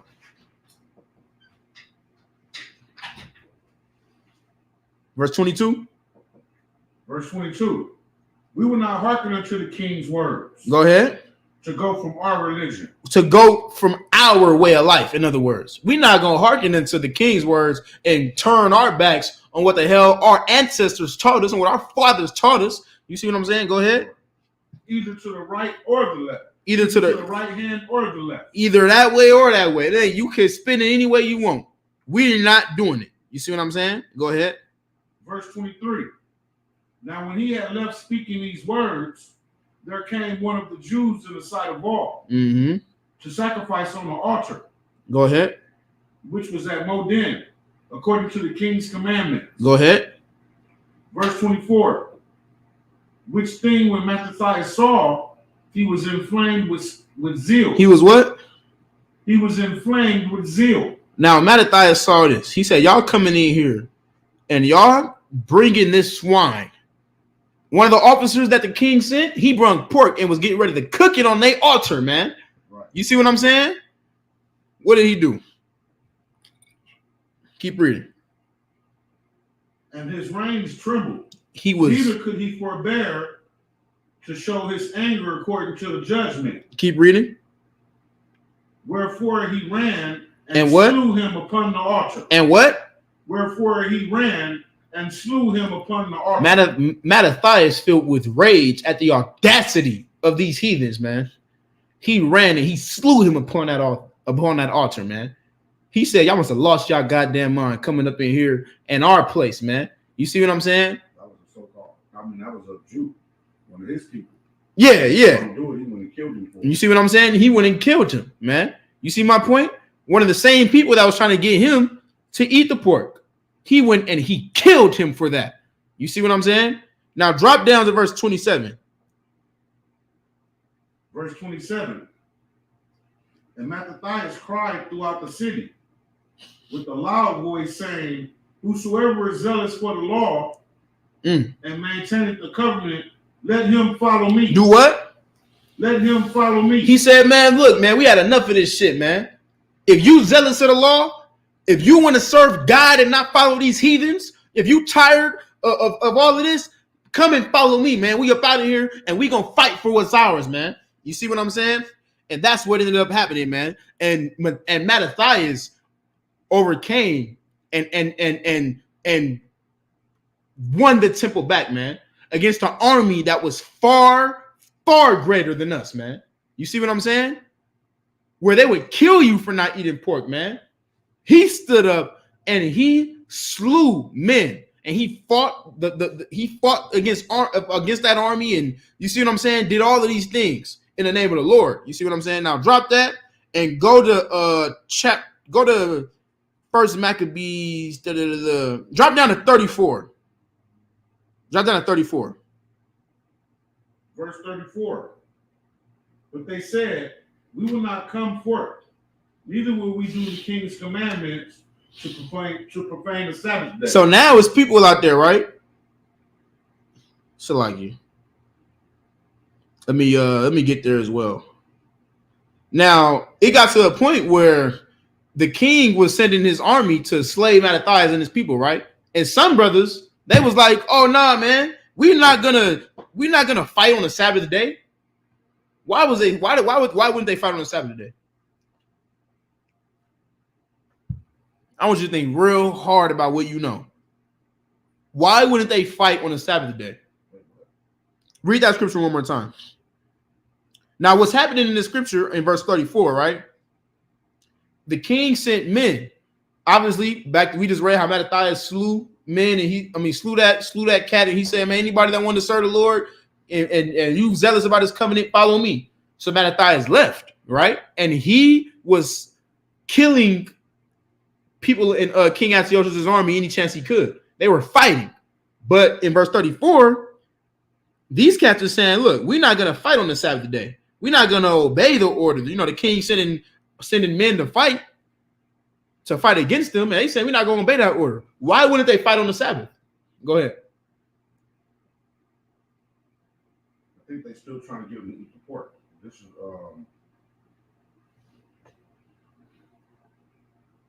yeah, that's what all of this is about. This entire battle is about them not eating pork. You see what I'm saying? But why is it that they fighting every day and killing each other every goddamn day because they don't eat pork? You see what I'm saying? That's the whole point of this fight. But why is it that now it's a Sabbath day, right? Now it's Saturday, and it's time to go to war. And some of the men that was with Mattathias said, we will not fight on the Sabbath day. Why?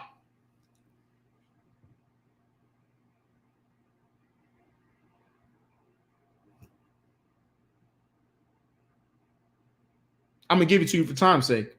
They didn't want to fight on the Sabbath day because they didn't understand the law. They thought it was unlawful to fight on the Sabbath day. You see what I'm saying? Some of those brothers that was with Mattathias, they thought that it was against the law to fight on the Sabbath. I know that sounds familiar to you. Think about when you might have first started learning your truth. Learning this truth. And you hearing these fake Israelites say that you can't cook on the Sabbath, that you can't do this on the Sabbath. The same thing was happening back then. People didn't understand. You see what I'm saying? And what ended up happening? Those brothers were killed, man.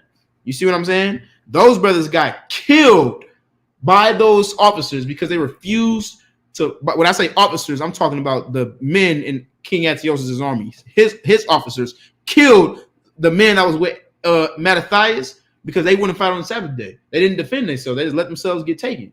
You see what I'm saying? Why?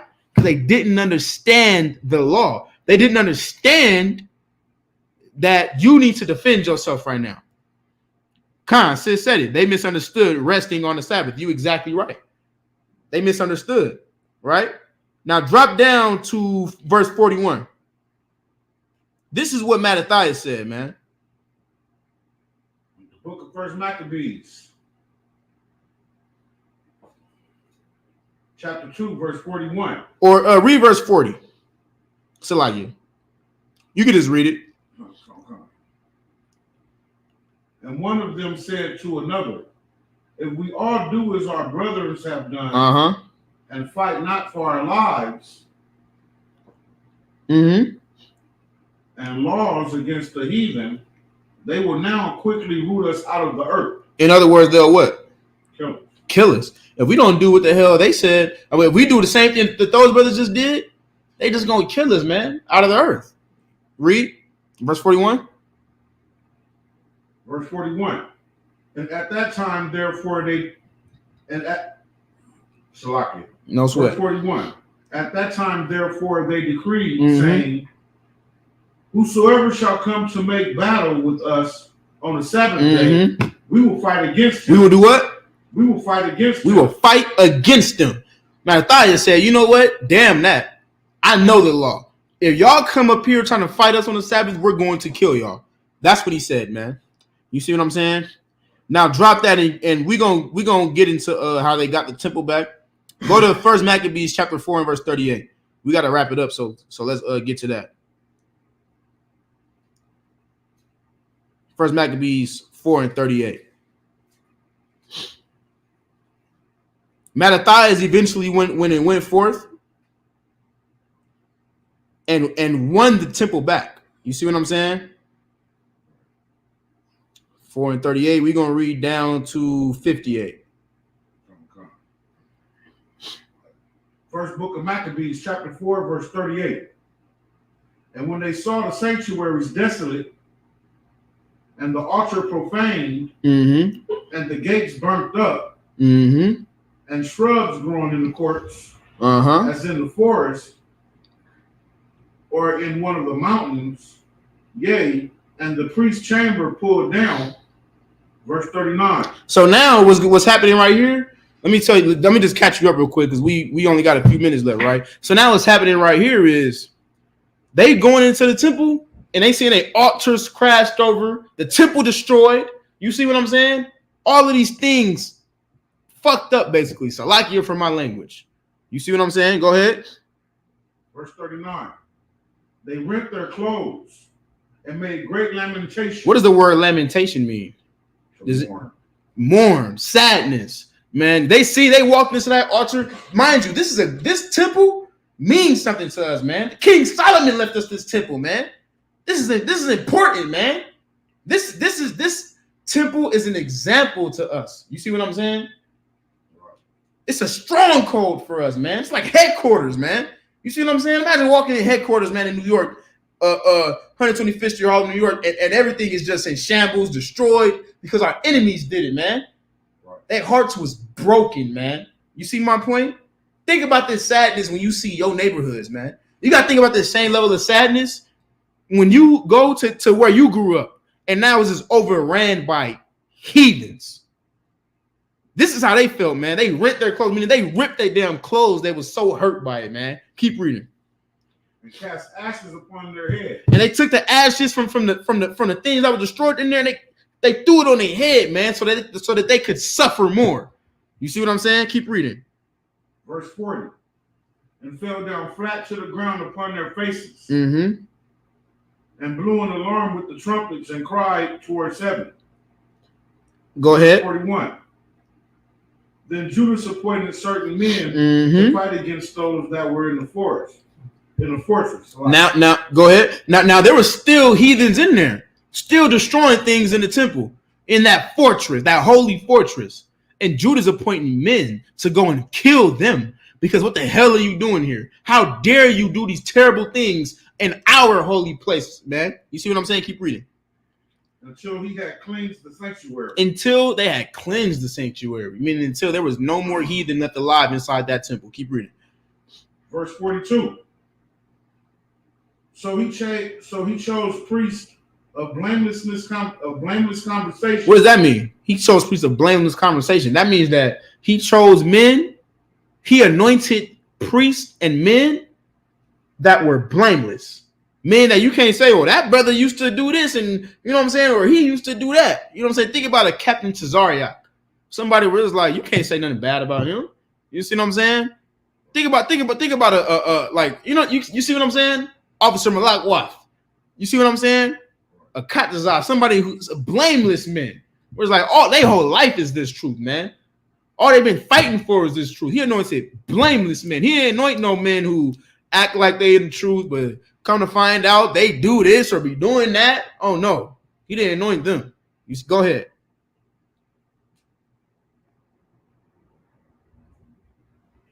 Such as had. Go ahead. So he chose priests of blameless conversation, Mm-hmm. such as had pleasure in the law. Such as had pleasure in the law. Go ahead. Verse 43. Who cleansed the sanctuary and bare out the defiled stones into an unclean place. He buried out the defiled stones into an unclean place. Why was the stones defiled? Now, these stones, these were stones that they would heat up and they would cook their lawful meat on it. You see what I'm saying? They cooking the lawful meat and the steaks or whatever they offering to the Lord at that time in his temple. But why were the stones defiled though? Because swine was being cooked on it. Because as we read earlier, they was in there reveling and rioting and bringing unholy things into the temple and cooking them on these stones. You see what I'm saying? So they had to replace those stones, man. You see what I'm saying? Keep reading. Verse 44. Verse 44. And when as they consulted what to do with the altar of burnt offerings, which was profane, Mm-hmm. verse 45, they thought it was best to pull it down. Keep reading. Lest this should be a reproach to them. Keep reading. Because the heathen had defiled it. Mm-hmm. Wherefore they pulled it down. Mm-hmm. Verse 46. And laid up the stones in the mountain. Mm-hmm. Laid up the stones in the mountains of the temple in a convenient place. Mm-hmm. Until there should come a prophet to show what should be done with them. So basically, they looking at it like, damn, man, these are stones of old. You see what I'm saying? Those stones been there since the days of Solomon. Right. Imagine, like, I want you to really put yourself in their position, man. I know I'm going over the time a little bit, so like you, but really put yourself in their position. You feel me? This is ancient stones. It's like, damn, our great ancestor had these stones here. You see what I'm saying? They've been there since this time. But so what they did, they didn't just throw them away because it was swine on them. You see what I'm saying? They pulled it down so they wouldn't, you know what I'm saying, come to reproach. So it wouldn't cause confusion or, you know what I'm saying, nothing like that. And they put it in a convenient place. And they waited.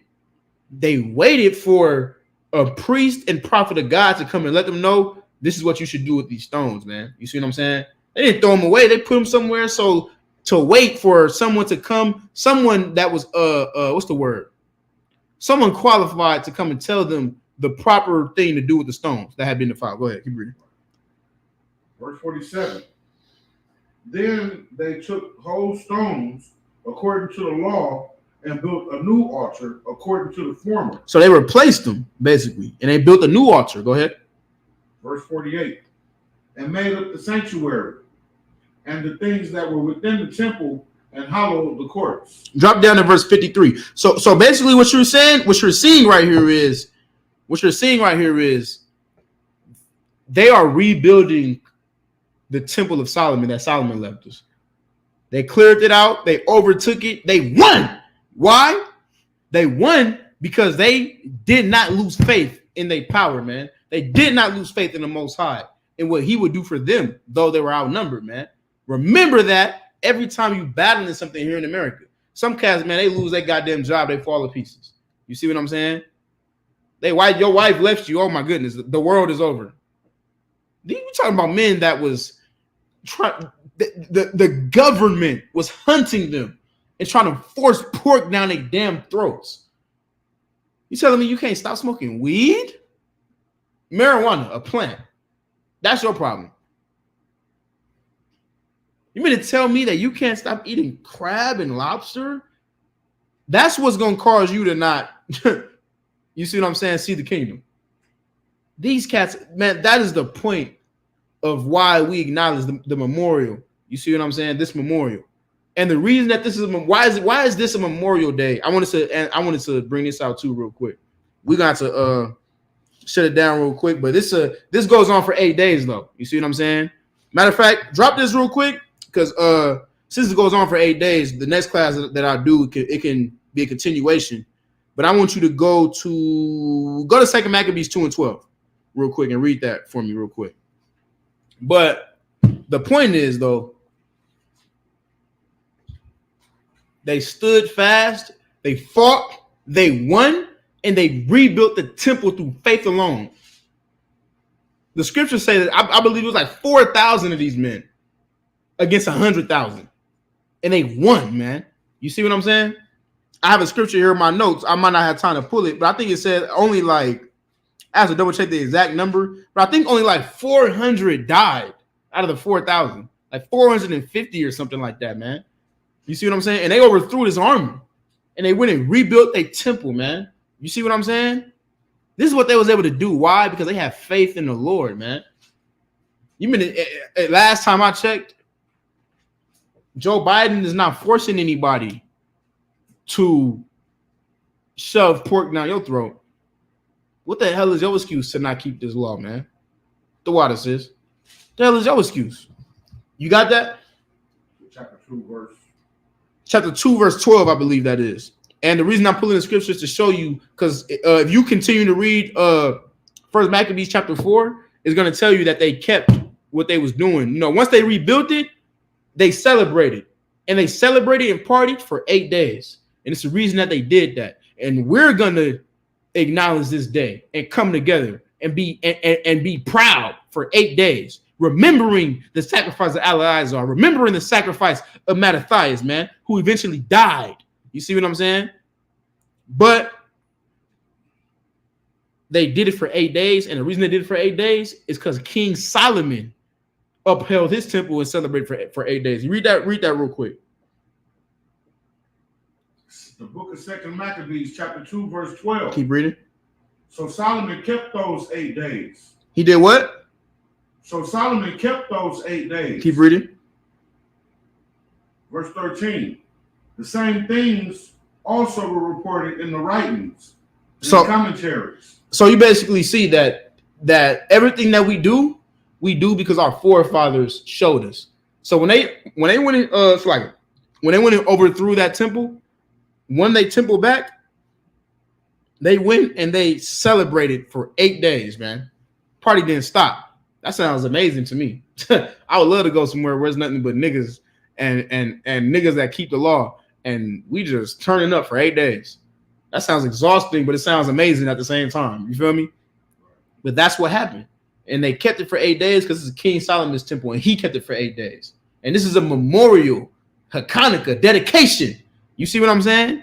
To remember exactly what it is that we went through in that time. And we remember these things so that we can always know what we're capable of if we serve our power if we serve our God. You see what I'm saying? It is extremely important that we remember these things, man. You see my point? Because if we was able to do it way back then, we could do it today in this captivity, man. You see what I'm saying? Give Judah Maccabees a hand. Not Maccabees a hand. So like it. Let me tell you something real quick. The word Maccabees, right? The word Maccabees mean, who knows the word before I end the class real quick, because I had so many more scriptures and precepts I want to go over, but we got to get into it another time. Y'all, so like, I apologize for that, but y'all, I'm sure that everyone that came here understands why we acknowledge Hachaanakah. Let me ask y'all this first: why is today not a high holy day? Why is it a memorial instead of a high holy day? What's the difference? Because today in a high holy day, we're not reading the Hebrew, blowing no trumpets. Why is that? Today is a memorial. It's a difference. Today we defeated our enemies. The Lord allows us to defeat our enemies. That's true, but we did that that's why we celebrate Passover. We defeated our enemies in Egypt. You see what I'm saying? Way back then. So how come this isn't a high holy day? Why is it only a memorial? This is the reason why. Because in order for something to be a high holy day, it has to be found in Leviticus, the 23rd chapter, written in Moses' writing. You see what I'm saying? Written by Moses. You see my point? That's the reason why today is a memorial, and it has to be a Sabbath. It'll be listed in Leviticus, the 23rd chapter, as a Sabbath day. And it'll say, and it shall be holy in all your generations, and we are all of that. You see what I'm saying? This is different, though. You see what I'm saying? Now, Hachaanakah can land on a Saturday. You see what I'm saying? But the day itself isn't a holy Sabbath. It isn't something that's, you see my point? It's something that we remember as an example because we honor our forefathers, man. And we love their example, man. I'm going to give y'all some precepts real quick, right? If y'all don't mind. I'm about to hear from Iraq in a second. I know he's laughing back there because he, he's a brother that upholds our rules, man. We ain't supposed to go too far over the time. So I know I'm gonna have to hear a rock voice in a minute. But if you read, 2 Maccabees 15 and 27, 1 Maccabees 3 and 20, things like that. You see what I'm saying? Those are precepts that talks about how Judah Maccabees, the speeches he gave during this war, during this battle. You see what I'm saying? To lift the spirit of his men. You see my point? In order to lift the spirit of his men, man. You see what I'm saying? 1 Maccabees 2 and 50, he brought up Phineas. He brought up Jesus, not Jesus Christ. Jesus, who was a judge of Israel at that time. You see what I'm saying? It's a whole other Jesus. But when y'all get a chance, man, read 1 Maccabees chapter 2 and 50 through 61, where they're bringing up all of these different glorious men. You see what I'm saying? They say, man, what about Phineas, man? Phineas was a who knows who Phineas is? Phineas was someone who you remember all the way.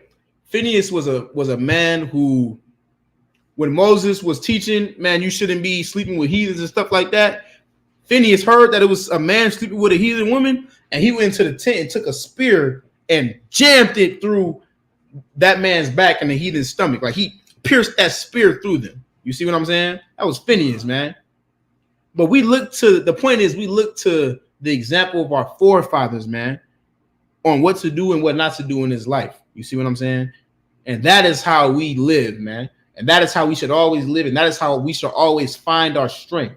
And the reason that he mentioned those brothers was to give them strength. You see my point?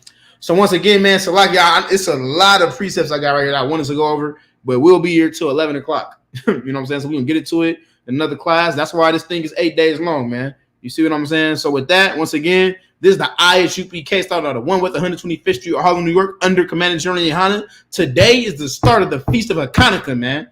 You see what I'm saying? The Feast of Dedication, man. Stay dedicated to this work. Stay dedicated to this truth. You see what I'm saying? To hell with Christmas. To hell with our enemies, man. You see what I'm saying? With that, shalom. Yahbashim Yashak by thoughts, all my brothers. Shalom. Yahweh Shemar the thought by Shim Yahweh Shai. To all my sisters, man. Most High Christ. Yeah, I'm right.